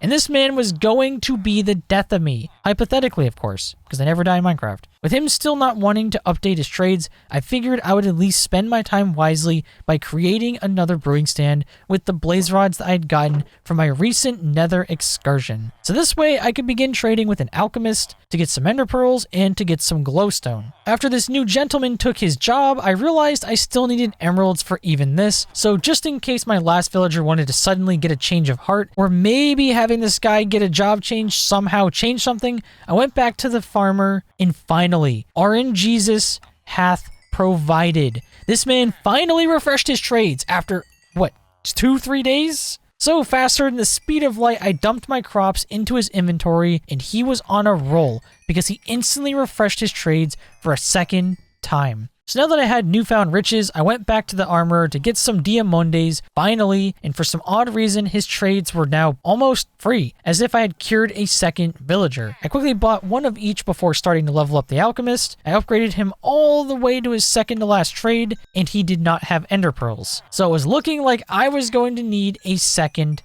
trader.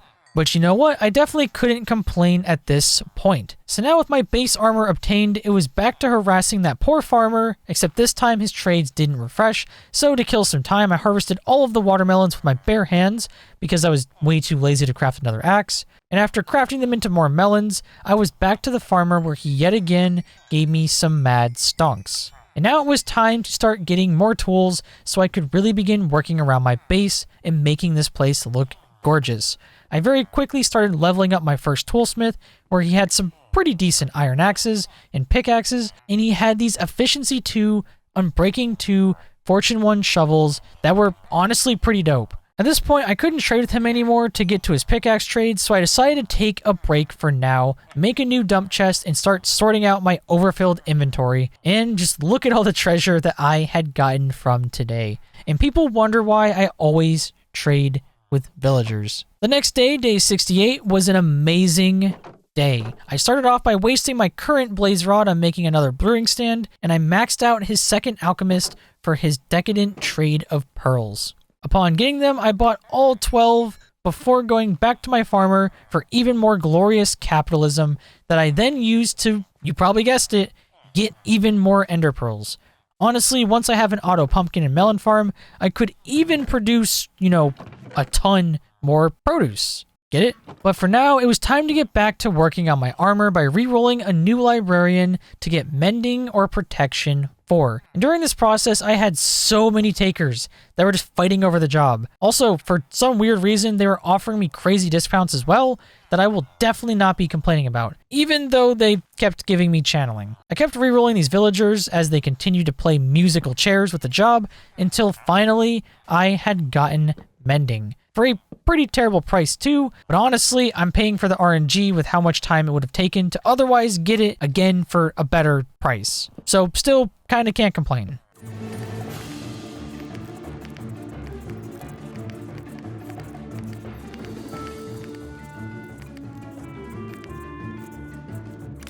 I grabbed myself some books and locked in the trade before going back to my farmer to stock up on more emeralds. And at this point, I was now out of hay. So it was really looking like time to get back to my farming sector to get it in order. But first, I bought more armor from my armorer to enchant, and I finished leveling my toolsmith for that final diamond pickaxe. And as soon as the sun began to set, I was now ready to start putting my levels where my mouth was. If that expression even makes sense in this context. It was time to enchant. I disenchanted my 2 diamond pickaxes, and I kid you not, the very first enchantment had the exact thing I needed. This boy got efficiency 4, unbreaking 3, and silk touch. After that insane enchant, I did a second efficiency 4 tier 3 enchant that also ended up with unbreaking 3. So the huge brain me had an idea to combine the 2 in an anvil and name it Touch Grass, which is probably something I should do more often. After that, I also added mending to it to make it an almost perfect silk touch pick. And yes, it's almost perfect because the enchantments are not in the right order from longest to shortest name because my OCD be hitting different. To finish off the night, I started enchanting my helmets. The first one ended up with protection 2 and unbreaking 3, and the second one got protection 4 with aqua infinity. I combined them both together for that beautiful Unbreaking 3 Protection 4 combo before going to sleep before the sunrise. Day 69. Nice. Since I was now starting to get low on XP, I took a quick visit back to my mob grinder, but today for some reason, it was taking a bit to actually spawn mobs. So while it was filling up, I tended to my field of wheat instead. While harvesting the wheat, it ended up taking a lot longer because about a fourth of it wasn't grown yet. In a way, you could say harvesting this wheat was kind of like playing an Elder Scrolls game, because I couldn't cut down the young ones. Anyways, after taking care of all the crops, I went back to my village for some more XP and stonks before getting back to that juicy mob farm XP grind. I sat here for about 20 seconds to get the mobs going until I started to hear the gulping sound of one very thirsty witch. I grabbed my looting 2 sword and I began slashing through the mobs to get to her, but alas, she did not drop any sugar, which in a way could be a pretty gross joke, but I didn't say that. You did. I spent the rest of this day grinding more mobs and XP until I had a genius idea to make my time twice as useful. I spent the night expanding the ground near the spawner before sacrificing most of my remaining iron for 4 more hoppers so I could put together this beautiful stone and cobblestone generator. Now that I have my new pickaxe, I can grind stone for stone bricks while waiting for mobs to spawn in the spawner. I am literally an absolute gaming genius. So on the morning of day 70 with my new stone generator built, I started off the day by breaking the kneecaps of every mob inside of the farm that had spawned during my building process before finishing off the witch with my almost broken looting 2 sword. After this, and now that I had 36 levels, I quickly stopped by my farmer and alchemist for some more capitalism and tons more fresh XP. I checked on my farmer's trades, and I traded for a ton of bottles of XP from both my alchemists, which had collectively gotten me up to level 39 and a half. Nice. So now with more XP in hand, it was time to get back to making that beefy diamond gear. And at first my enchantment luck had seemed to have run out, but just as RNGesus had gone, he was now back and better than ever with back-to-back protection 4 enchants for both my chest piece and my legs. At this point, I was back under 30 levels of XP, so I took my pants to the anvil where I combined them for Unbreaking 3 and Protection 4, minus the mending. 2 pieces of armor were now entirely done and had Protection 4. In fact, I didn't seem to be the only one who was excited by this, because the second I finished both pieces of gear, rain began to fall from the sky as if Mojang themselves were crying in joy at my occasion. Since I was once again in need of XP, it was back to the mob grinder. I spent the rest of this day mining away at stone, waiting for mobs to spawn, and then swiping away at those mobs for more XP. Rinse, repeat, and repent to RNGesus for what rolls I would get the next day. For day 71, I found myself back over at my trading hall making minimal bank because of my lack of farm goods, and placing down a grinder to get an armor for a good sword, and let's just say this was painful, no pun intended. I wasted a ton of my coal and emeralds, and the only real way I could continue leveling him up was iron, except now I was entirely out of it. I went back to my base to see if I had any random bits laying around, but sadly I found nothing, minus these 40 baked potatoes that were sitting inside of my cooker. They aren't exactly the best food, but until I want to spend more emeralds and golden carrots, they were going to do. Either way, I was now at a loss and debating just crafting the diamond sword to save time, effort, and emeralds because, to be honest, his roll was probably going to suck anyways, right?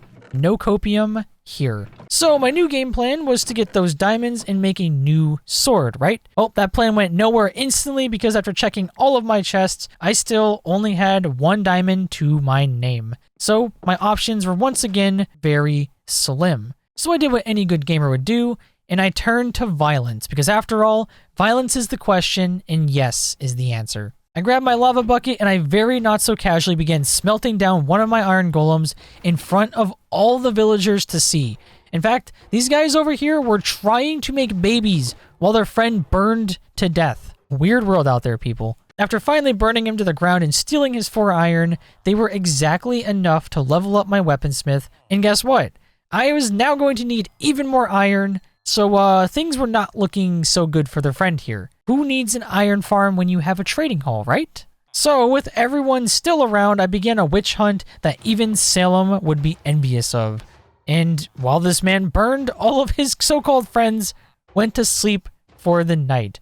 This spectacle was the perfect way to show their true nature. After collecting his 5 iron, I cleaned up the mob grinder for the night and went to bed. On the next day, I headed back to trade off that iron, and even with that, it still wasn't enough to level him up. So being as desperate as I was, I wasted all of my emeralds buying 5 bells from him, and still, he had a sliver of the bar left. So I needed even more crops to trade. So I went back and harvested my melons with the Silk Touch pick to save on wasted drop rates, and I very inefficiently harvested all of the grown wheat with my Fortune 2 shovel while struggling to not break the farmland to get as many drops as I could from the fortune. After finishing up, I went back to trade for some more stonks with Les Farmers, and I leveled up the toolsmith so I could now trade for efficiency 3 diamond axes. I bought all 3 after a little more capitalism with the farmer, and now I was once again stuck waiting for his trades to refresh. So what better time than now to go back to the table of enchanting to get some more good rolls on my armor. And things were going great. After only 2 enchants on my boots, I had gotten protection 4 on breaking 3 on one and depth strider on another. I combined the 2 at my anvil and it broke. I have absolutely 0 iron left, and now I don't even have a way to combine any more enchantments, including whatever swords I get. Not to mention, I was going to now have to buy a 3rd Unbreaking 2 chest from my villagers to combine it to get protection 4 and Unbreaking 3 on a chest piece. So I went back to my villagers to try and buy more diamond axes to level up my toolsmith, and he was back to almost 30 emeralds apiece.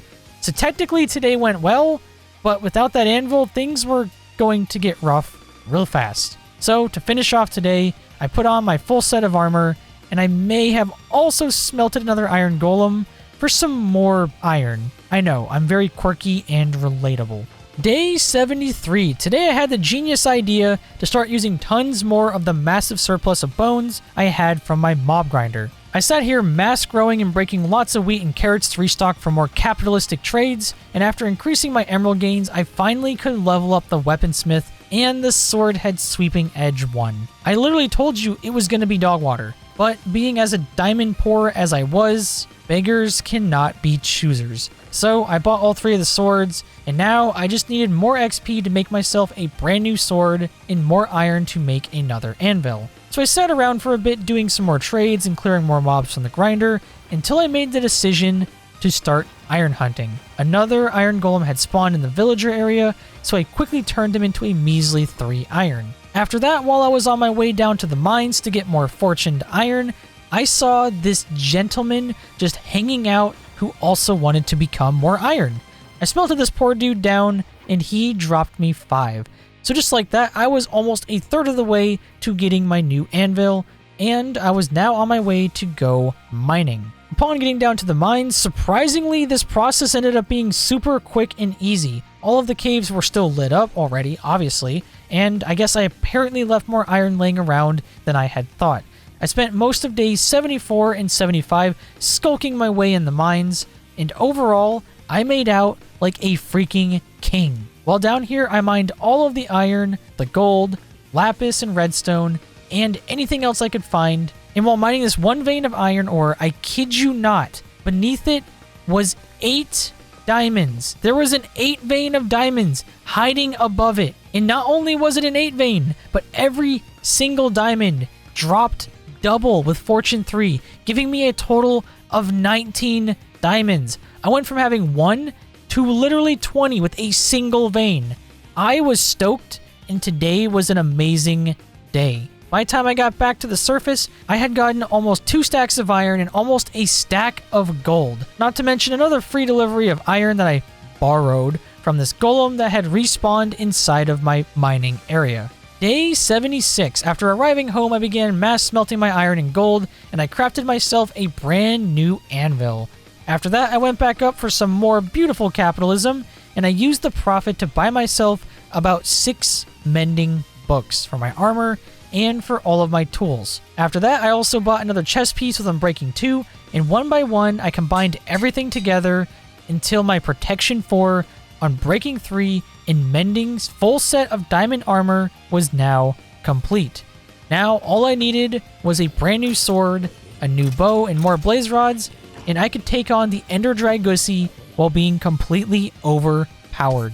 So in preparation for that, I spent the rest of today grinding away at XP trades with villagers and grinding away more mobs back at the grinder. And I continued this quest for my XP for the next 2 days straight. I traded with my villagers for as much XP as possible, while also grinding away at more and more mobs, and in between I enchanted my swords as many times as I possibly could while above level 30. But overall, my luck was not going well. At this point, I had Sweeping Edge 3 on one sword, and Sweeping Edge 3 Bane of Arthropods 4, ew, and Unbreaking 3 on another. Luckily, if I can get a Smite or Sharpness sword, I could replace the Bane of Arthropods one, but for now, I was at the mercy of RNGesus. Every time I had enough XP, I kept enchanting new swords, and I did get both Smite 4 and Sharpness 4, but overall the enchantments were all over the place. Not to mention the literal #1 enchantment that I wanted, Looting 3, was nowhere to be found. After getting most of the other enchantments I wanted, I just said screw it and I sat here rerolling tier 1 enchants non-stop until finally, after like 15 or more times, I got Looting 3 as an option for the tier 3 enchantment. I spent the whole night grinding away more XP until I hit level 30 for like the 30th time, and after enchanting the sword, it only gave me Looting 3. Just Looting 3. I guess I probably used up all of my luck on the armor. Anyways, though, I combined 2 of the swords for Sharpness 4, Unbreaking 3, Sweeping Edge 3, and once again, I needed more XP to add the Looting 3 and Mending. But you know what? I'm still making amazing progress, and that dragon is going down. To end off this day, I was interrupted by a father and his son for a night swim in my lake, and I did them a favor by making the kid an orphan before I took care of the trash. You're welcome, ecosystem. Day 79. Now that I was back to 0 levels and I still needed to finish my sword and bow, it was back to the villager pen where I was happily scamming my farmer once more for lots and lots of emeralds, XP, and then golden carrots. I sat here trading with him until he refused to keep restocking his trades, so like the heartbroken game right now was, I moved on to the next villager to beg for XP. With my remaining emeralds, I started trading away with my alchemists for more bottles of enchanting to really squeeze as much XP as I could from them. I traded away all of my stonks and I used the XP bottles before going back to my ex-villager, the farmer, for some disappointing makeup trades. And at this point, I was done with trading for today, but I now had almost 2 stacks of golden carrots. The next stop on my list for XP was back at the mob grinder. I know I spent like half of this video here. I sat here for a bit getting enough XP, and I combined my Fire Aspect 2 and Looting 3 swords together, and then I only needed 22 more levels to finish the sword before mending. I did a bit more grinding, and boom! My beast of a sword was now born. Sharpness 4, Unbreaking 3, Sweeping Edge 3, Fire Aspect 2, and Looting 3. So with my new almost godlike sword in hand, I stepped through the nether portal so I could begin hunting Blaze, and after a quick run around, there was literally no one here. It was looking exactly like my 10th birthday. Why did I write that in here? But I was not going to let that deter me, because I now had a crazy fast and durable new pickaxe. I began tearing apart the nether fortress brick by brick, and I began filling in all of the spaces in between because, you know, fun fact, wither skeletons and blazes can spawn on nether brick anywhere inside of the imaginary perimeter that is a nether fortress. So if you want more surface area for them to spawn, you could just fill everything in exactly like this. The edges of each path that go as far out as possible for the nether fortress on each side make up the 4 different bounding box lines that make a large square. Just in case you didn't know that. Super helpful tip. By the time I was done, my inventory was full, and it was already the next day. Day 80. After stopping back at the overworld and dumping out my inventory, I went back to the nether for some more good old-fashioned hunting. I climbed up the hill to mine some ores while waiting for things to spawn, and there weren't any blazes, but I did find the 3 musketeers here, and none of them dropped me a singular skull.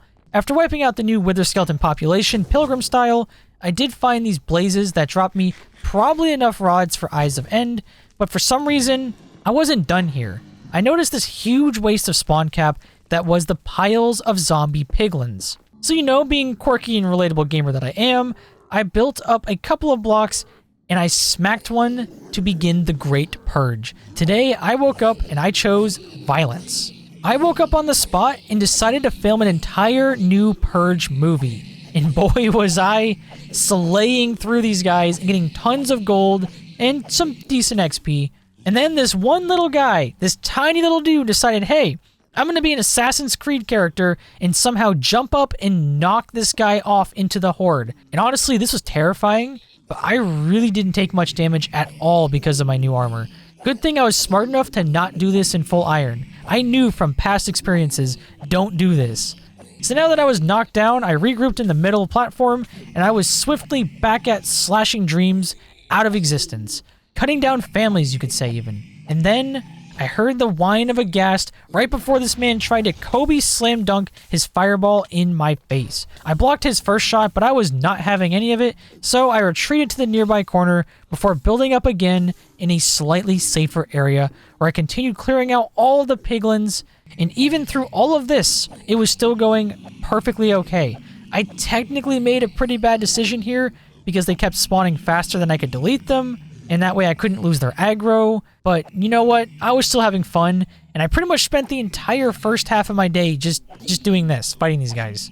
Finally, after clearing out the nether, I went through my portal only to be ambushed by more. Apparently a bunch of them had gone through somehow, and now still wanted to kill me. Today, I accidentally created a makeshift gold farm, but after all of that chaos was finally over, I crafted all of the Wendy's spicy nuggies I had gotten from them into gold, and I scored a solid 21 gold from that absolute ridiculousness, which honestly wasn't that bad because I didn't even try that hard. Anyways, now the sun was gone, I was back to grinding away at the stone farm while waiting for more mobs to spawn and then slashing dudes for some GG easy XP. I cleared out everyone until I noticed this zombie villager, and I, for some reason, really wanted to get him. So once again, I did this hyper dangerous thing by removing a corner hopper and trying to get him into a boat. I kept struggling for a bit until a witch spawned, which made things way more difficult. And I tried to get rid of everything, but the villager somehow, I guess I killed him in the aftermath. I don't know. Honestly, not my problem. Good news though, the witch did drop me 2 more sugar, so it was technically not a loss. For day 81, I was pretty much at enough XP to begin crafting my brand new bow. Except I had a new problem. All of my chests at the mob farm were thicker than a Pixar mom with loot. So to begin this day off, I guess I was just stuck organizing. I crafted a new double chest and quickly sifted through all of the stacks of mob loot, and I dumped off as much of the random armor and crap as I could on the ground just to get rid of it. And yes, technically I could have disenchanted all the enchanted stuff for extra XP, but honestly not worth the time. After I finished organizing, I now had 2 double chests full to the brim of loot. And during that time it took me to do it, the mob grinder was immediately full again. And not gonna lie, my looting 3 sword was really not making this loot issue any better. But honestly, it's a pretty good problem to have. After cleaning out the mob farm again, I crafted 3 bows and went back to the enchantment table to make my Ender Dragusi Slaying God Bow, which now that I think of it, that's gonna be the name. Perfect name. I enchanted my first bow with tier 3, and I got flame. That's the only thing I got for a tier 3 enchantment was flame. What kind of garbage is this? Are they flaming me? I was so triggered. I enchanted a second bow, and this time all I got was power 4. It wasn't that good, but it also wasn't that bad. But just like that, I was already back under level 30 for literally nothing. So I stopped back at the village for my farmer friend to borrow some stonks from him for XP, and I guess I was back to the mob grinder for more. Swish slash splish splash, I now had enough XP for more enchants, and I had a new friend apparently visiting me. A wandering trader had stopped by to annoy me yet again, and this dude didn't really have that much, but he did have lily pads, which were amazing to hang lanterns off for some extra decoration in the water, and he also had buckets of pufferfish, which I bought because I have a problem. After that, the trader and his llamas oddly disappeared into the night, leaving me with some leads in leather, which I couldn't fit into my inventory because I am a hoarder and I have way too much stuff. At this point, I had chests laying around full of stuff everywhere. There was chests in the middle of the field. There's chests by the villager house. There's chests in front of my house. Chests in my house. And none of it was organized. Anyways, it was now the next day, day 82, and I now had 38 levels and I was ready to make that god bow. I enchanted one bow at a tier 3 enchantment, and today was way better than before because it gave me power 4, unbreaking 3, and infinity. Almost perfect. I ran back to my anvil and combined it with the other power 4 bow for that sweet power 5 before grinding more XP from the mobs. I then enchanted another in the hopes of getting punch 2 with 0 luck. So instead of wasting XP, it was instead on to plan B. Inside of my mob farm chests, I've been keeping all of the enchanted bow drops, waiting for this exact moment. I sifted through them all for 2 punch 1 bows, and I combined them together with the flame bow before turning them into the perfect power 5 beast that I perfectly named the infinite bow of Ender Dragusi slaying godliness. The perfect name, I know. And now I was pretty much prepared to go to the end. I organized my inventory, pretty much everything I needed, including blaze rods. I headed down to the cave, made my way up to the portal where I needed only 9 eyes of Ender. I crafted 10 for some dumb reason, and one by one, I plonked them into the portal until the sound of it opening rang across my 100 by 100 block world. Being the ready gamer that I was, I jumped through the portal, and I instantly died. Yep. I was curious what was going to happen here, and yeah. Apparently I spawned outside of the 100 blocks, so it instantly killed me. Good thing Big Brain Me saved a world backup right before this, just in case this happened. Because no, this does not count. So just close your eyes for this part. After reloading the world and reopening the portal, I unfortunately had to go into creative mode just to get into the end. After getting here, I flew over to the middle and changed back to survival, only to still instantly die. Because apparently there was just no border here at all. At this point, I was very conflicted and very confused. So rinse and repeat again, and this time I experimented with setting the world border up inside of the end dimension, and it appears to have worked. After that, I set my end spawn point in the middle so that way I could come back here in the future, and I went back to survival and reloaded my game. Hopefully this didn't screw up the world border. Future note, it did horribly. In the overworld, but when you think about it, it kind of makes sense because your nether cords are tied to the overworld, but the end is its own individual location that you always teleport to when entering end portals. Either way, I hope you all understand me having to do this because I didn't really realize this was going to happen or be an issue, and I'm sorry I had to go into creative mode to do it. I would have went into spectator mode if I could have, but you can't load new dimensions doing that. So now that I was prepared to battle, I began shooting out each and every crystal, and for the most part, I was on fire. Except for some of them, because it was kind of difficult to actually see if I had already destroyed them, because it was just, the world border is so bright. Why is it so bright? Also, during this fight, the dragon was acting really sus, and her perches were like super fast and way longer than usual. But after a few rounds with my OP sword and some final shots from my bow, she was finally defeated. I celebrated by drowning myself in the XP before stealing her egg and jumping through the portal, only to be teleported straight back to where I set my spawn point. Apparently, I ruined my spawn entirely by using the wrong command. So, a bit later, after a bit of research, I learned that I could obstruct my spawn with blocks and go back home the right way. And just in case, I went back into creative mode so it wouldn't instantly kill me if it teleported me outside of a world border, and it worked. Except I was now in the original world spawn with a new border and not home where I should have been.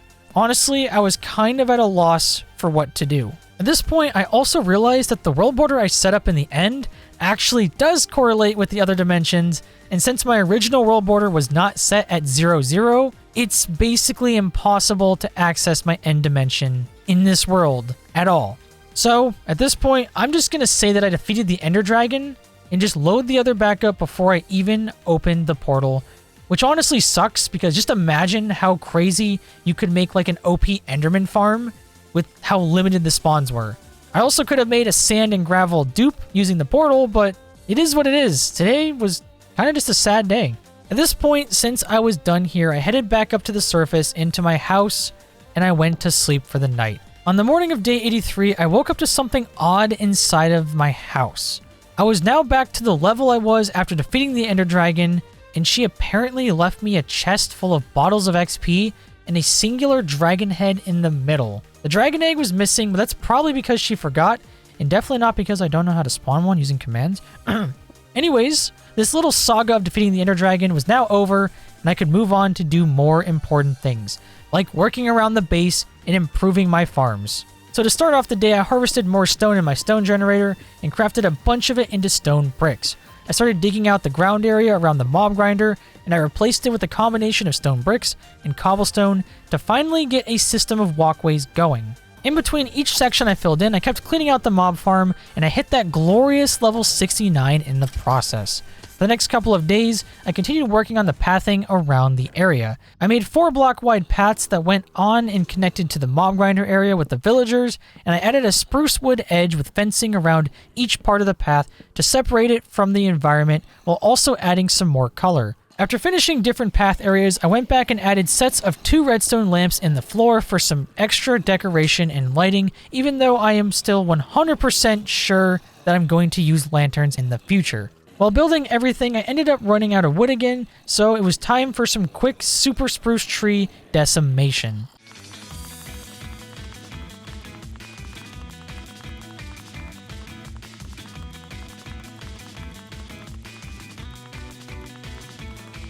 While chopping down this tree, something fell off, so I checked on my axe, and apparently, I just never gave them any better enchantments. So off to the enchantment table I was, with several more axes, hoping for some sweet efficiency 5 to make wood gathering faster than Anime Expo. I began enchanting the axes with pretty poor luck, and for some reason the game insisted on giving me Fortune 3, which made almost 0 sense for an axe, but I finally just broke down and took it. After getting more enchantments, I combined the 3 axes together for Efficiency 5, Unbreaking 3, and Fortune 3. And because of the Fortune enchantment, I gave it the beautifully punny name, Unfortunate Tremise. I am not sorry for that, by the way. At this point, it was now day 87, with my new axe ready to destroy some tree KDRs. I began mass harvesting these spruce massive trees, and after filling my inventory with a good amount of spruce and oak logs, I began adding a new side path to the porch on my house for easy access over to the mob grinder area. I made a small oak path veering to the left, and I added this nice multi-layer stair area to really throw off the whole Minecraft square pathing vibe that I don't really like. After this, I finally added the back support beams to my house because I have a terrible habit of just leaving my buildings floating in the air and not giving them supports. Like if you look back on my 600 days hardcore world, I never gave my house back supports that entire time. What is wrong with me? But anyways, things were really coming together. So now that I had the small area next to my house more connected, it was time to start sprucing up the lake. And yes, that was a spruce pun. Dislike the video if you dare. YouTube doesn't even show them to me anymore. I spent the rest of this night adding spruce pillars around the lake while also fixing some of the dirt to make the area more appealing. By the time I was done, this world was going to look gorgeous. On day 88, I went back and filled in the areas around the pillars with spruce wood planks to turn it into a dock-like area. After that, I went back around and added spruce fence to all the edges while connecting them to each of the spruce pillars.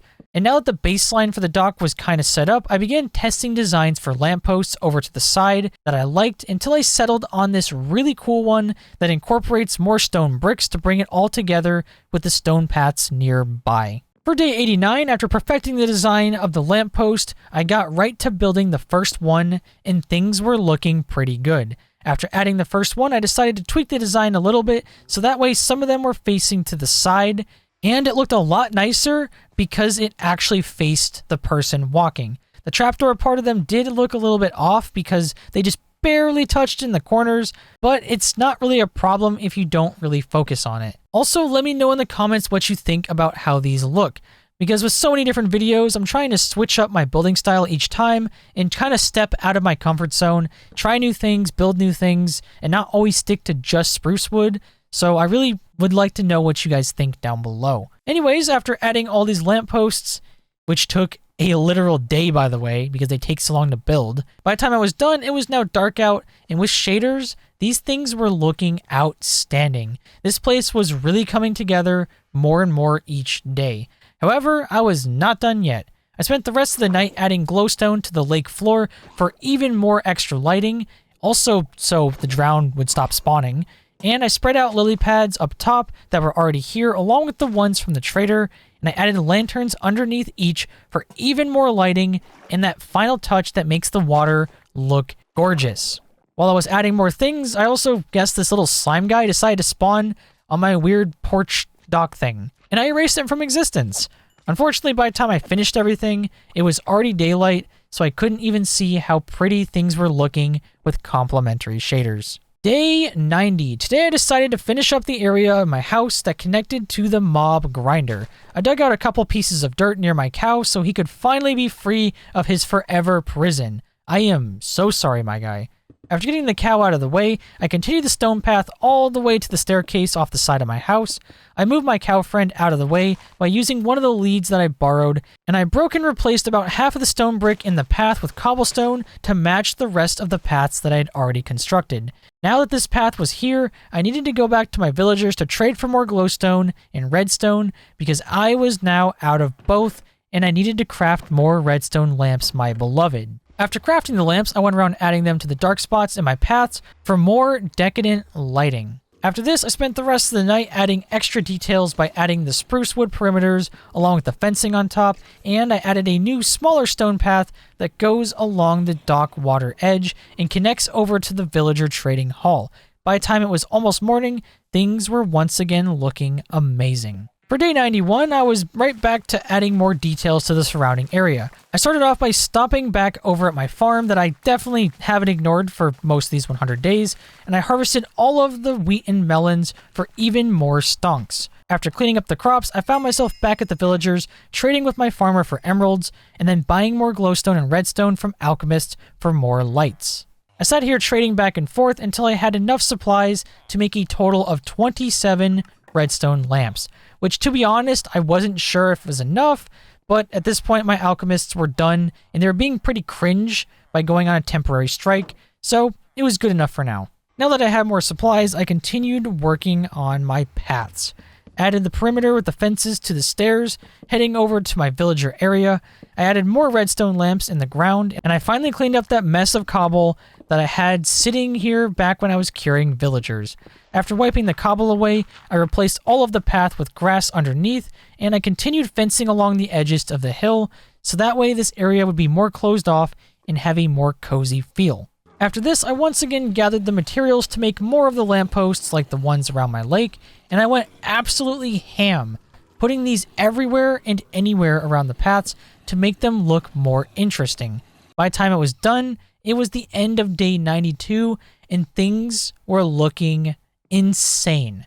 The lampposts were a bit too high for now, but once I start planting trees around the nature areas in between, everything would come together perfectly. Day 93. Today I decided to take a small break from working with details and instead finally build my animals a place for them to live. Because this entire time my sheep, my cow, yes, singular, poor guy, and my chickens have been sitting in their collective areas untouched. And honestly, I feel kind of bad. So today I started building the outline for a small set of animal pens over in this unused corner of my land. I started out by clearing some of the dirt hill next to it, but I had to be careful with how I did it because I couldn't level out the area on the opposite side of the world border. After kind of working the terrain a bit, I began laying out the edges of the build. I didn't have a ton of time, so I wasn't going to do anything super special. I mostly used spruce fence and gates, but by the time the sun had gone back up, the sheep and cow pens were now finished. It was now day 94, and it was time to make a small chicken pen to the side. I tried to build something that wasn't literally just a fenced-in area, but I didn't really have enough space, and honestly, I kind of just wanted to say, screw it. You see those spruce logs, the fences on them? That's the chicken decorations, and they will love them. It's perfect, don't ask me. So now that my pens were ready, it was time to begin moving mobs. First on my list was our solo cow friend. I grabbed his lead and I led this man over to his brand new deluxe apartment. After that, it was time to break both boats and lead all 4 chickens over to their new pen. After getting all 4 of them over, I had them make babies and I retrapped the original 4 adults in their boats because technically they were still considered hostile mobs because they spawned in with zombies, and I wanted to name them so they didn't disappear forever, just like Dad. The final step in my great animal relocation process, and probably the hardest, was my pen full of sheep.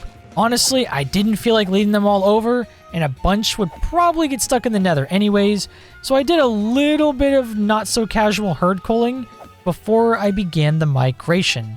And almost as if on cue, it started raining. Almost as if the game were sad at the fate that had fell upon them. But anyways, with that dark moment behind, I led all 4 of the remaining sheep over to their pen while being very careful not to lose any to the nether portal, and I introduced them all to their brand new deluxe apartment. Honestly, it probably sucks to be that cow with such noisy neighbors. At this point, the rain was getting annoying, so I went to sleep for the night. On day 95, I figured it was probably finally time to begin adding nature everywhere. I dumped my inventory out and I grabbed tree saplings and lots of bone meal, and I got to work. I began planting trees in every single grassy area around all of my paths and buildings, and I used the bone meal to also plant tons of grass and flowers along the way. I did this for pretty much the entire day, and just look at this transformation. Everything looks so natural. It's almost like my base was nuzzled deep within a forest and things were looking gorgeous. Just look at this place. Everything was so much better with all of the nature. If your builds ever look too plain in Minecraft, add nature. Trees, grass, flowers, leaves, anything. It always looks better. So with this area mostly complete, I added more redstone lamps in the wood dock area for extra lighting since the shader makes things more dark, and overall, I was ecstatic with how things were looking. If only that nether portal wasn't directly in the middle of my path. So to start off day 96, I chose a new spot off to the side for the nether portal, and I fully destroyed the old one. After that, I finished the new portal, lit it up, and just in case I messed it up somehow, I went through to make sure everything linked up, and everything was exactly as it should be. Now that the portal was out of the way, I wanted to continue the path over to the farm area while also adding more dock. Except I had one huge problem. I was once again out of wood.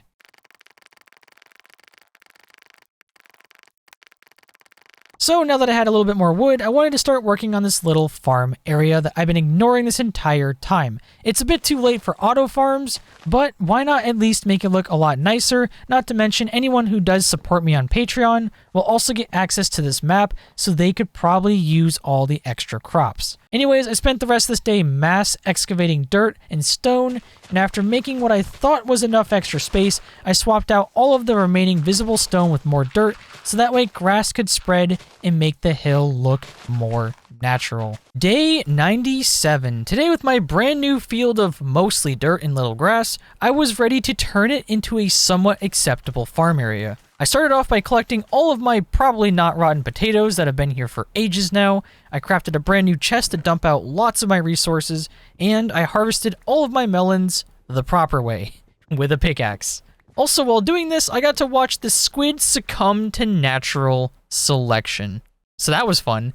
Anyways, after harvesting all of the melons, I cleared out the remaining wheat field so I could create a larger area for both. At this point, it started raining, so I got a lot darker outside, but I was not going to let that deter me from finishing my crops. I began clearing one more layer of dirt near the ocean and to continue my dock path, and I started lining up 4 blocks that were going to become a bridge across the lake area directly over to my house. Then as the sun began to set, I spent most of the night working on said bridge. I started out by adding the stairs on each side of the river, after figuring out what look I wanted the bridge to have, and after figuring those things out, I was casually connecting the middle upper layer of the floor until the rainstorm became a thunderstorm. I heard the sound of lightning hitting the ground behind me, and I was really hoping I could get some new skeleton horse friends without my house burning down in the process. I started looking around for any signs of them, but sadly, there were none. And apparently more strikes of lightning were hitting outside of my world border, so it looks like no new mob friends for me to ignore today.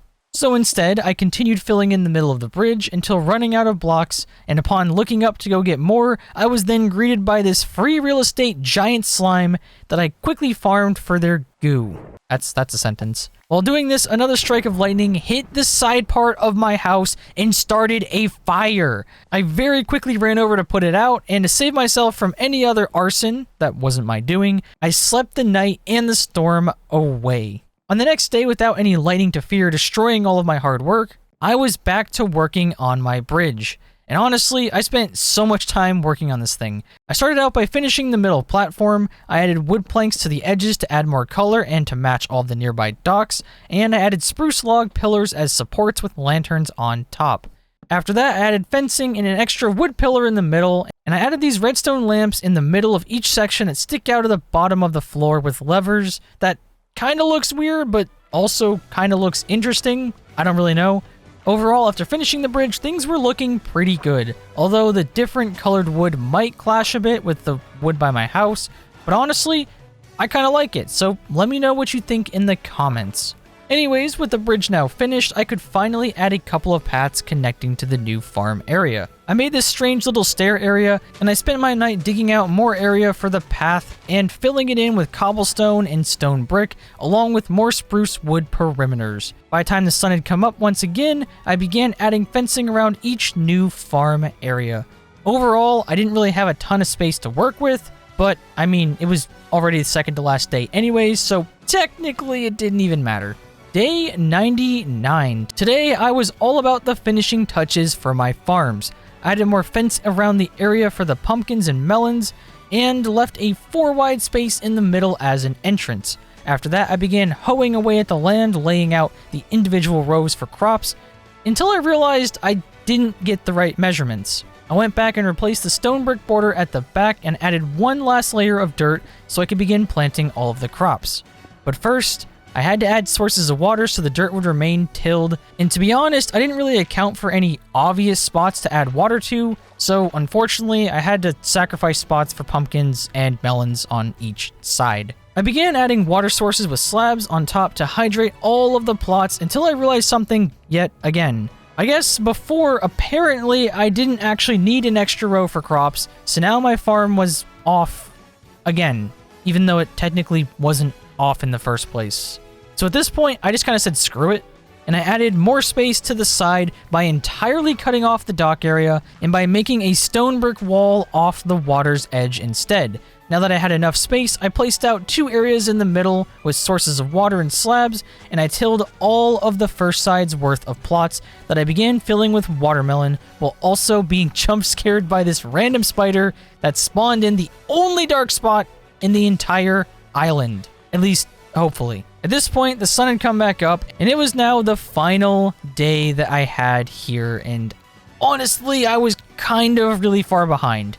I still had to finish both of the farms and the remaining paths around my house and the paths near the farm area and other portions of the lake. So immediately, I got right back to work. I started off by combining my shovel with another one so it didn't break, and right after, I was back to finishing the second half of the pumpkin and melon farm. After getting everything all situated and ready, I grabbed a bunch of bone meal for the crops, I grabbed my pumpkin seeds from the chest near my villagers, and I crafted as many daylight sensors as I could for the redstone lamps in between, which took a lot longer than I anticipated because my inventory and chests were all over the place and an absolute mess. By the time I had the sensors, it was already dark out, and this spider that had spawned just kept climbing the world border. Like, when I said he kept climbing, I mean he just kept going and going and going. Like, he just did not stop until he was all the way up there out of mob render distance. Right here, I was witnessing history for the first spider to enter space, apparently. But yeah, I was now very low on time, and I had to hurry. Only thing was I was now running low on wood to finish the fencing behind the farm. I needed to smelt more glass for more daylight sensors, and I completely forgot how few pumpkin seeds I had, so I had to slowly grow more and more pumpkins to fill in the farm. And the sun came up. Just like that, it was now day 101, and the pumpkin half of my farm was not done. There was also no wheat farm at all, and those last few path areas that I was hoping to complete were still all just grass and dirt. But you know what? Sometimes that's just how life is. You work super hard on something, and as Linkin Park says, in the end, it doesn't even matter. Because after all, it's all about the journey and not the destination. And you know what? Honestly, I had a lot of fun playing this world, and honestly, in the future, I'd love to maybe do something similar. Maybe if this video gets 30,000 likes. Ooh. Anyways, this was a story of how I spent 100 days surviving in a 100 by 100 block world. If you did get this far in the video, you are an absolute mad lad. And you know what? How about leave a comment with a fun fact about your favorite Minecraft mob. Let's confuse everyone in the comments section who didn't watch this far. Also, before I go, I'd like to give a massive thank you to all of my Patreon supporters. They go the extra mile and help me keep doing this, and I am so thankful. Also, if you do become a Patreon, then you get access to all of my world downloads after each video, including this one. That's right, you can pick up right where I left off in this world and keep surviving and thriving while doing whatever you want with it. You could even finish the projects that I, didn't. You could build up, you could build down, you could do anything. Anyways, this has been PainDomination, and thank you all for watching. I will see you all in the next video. Peace.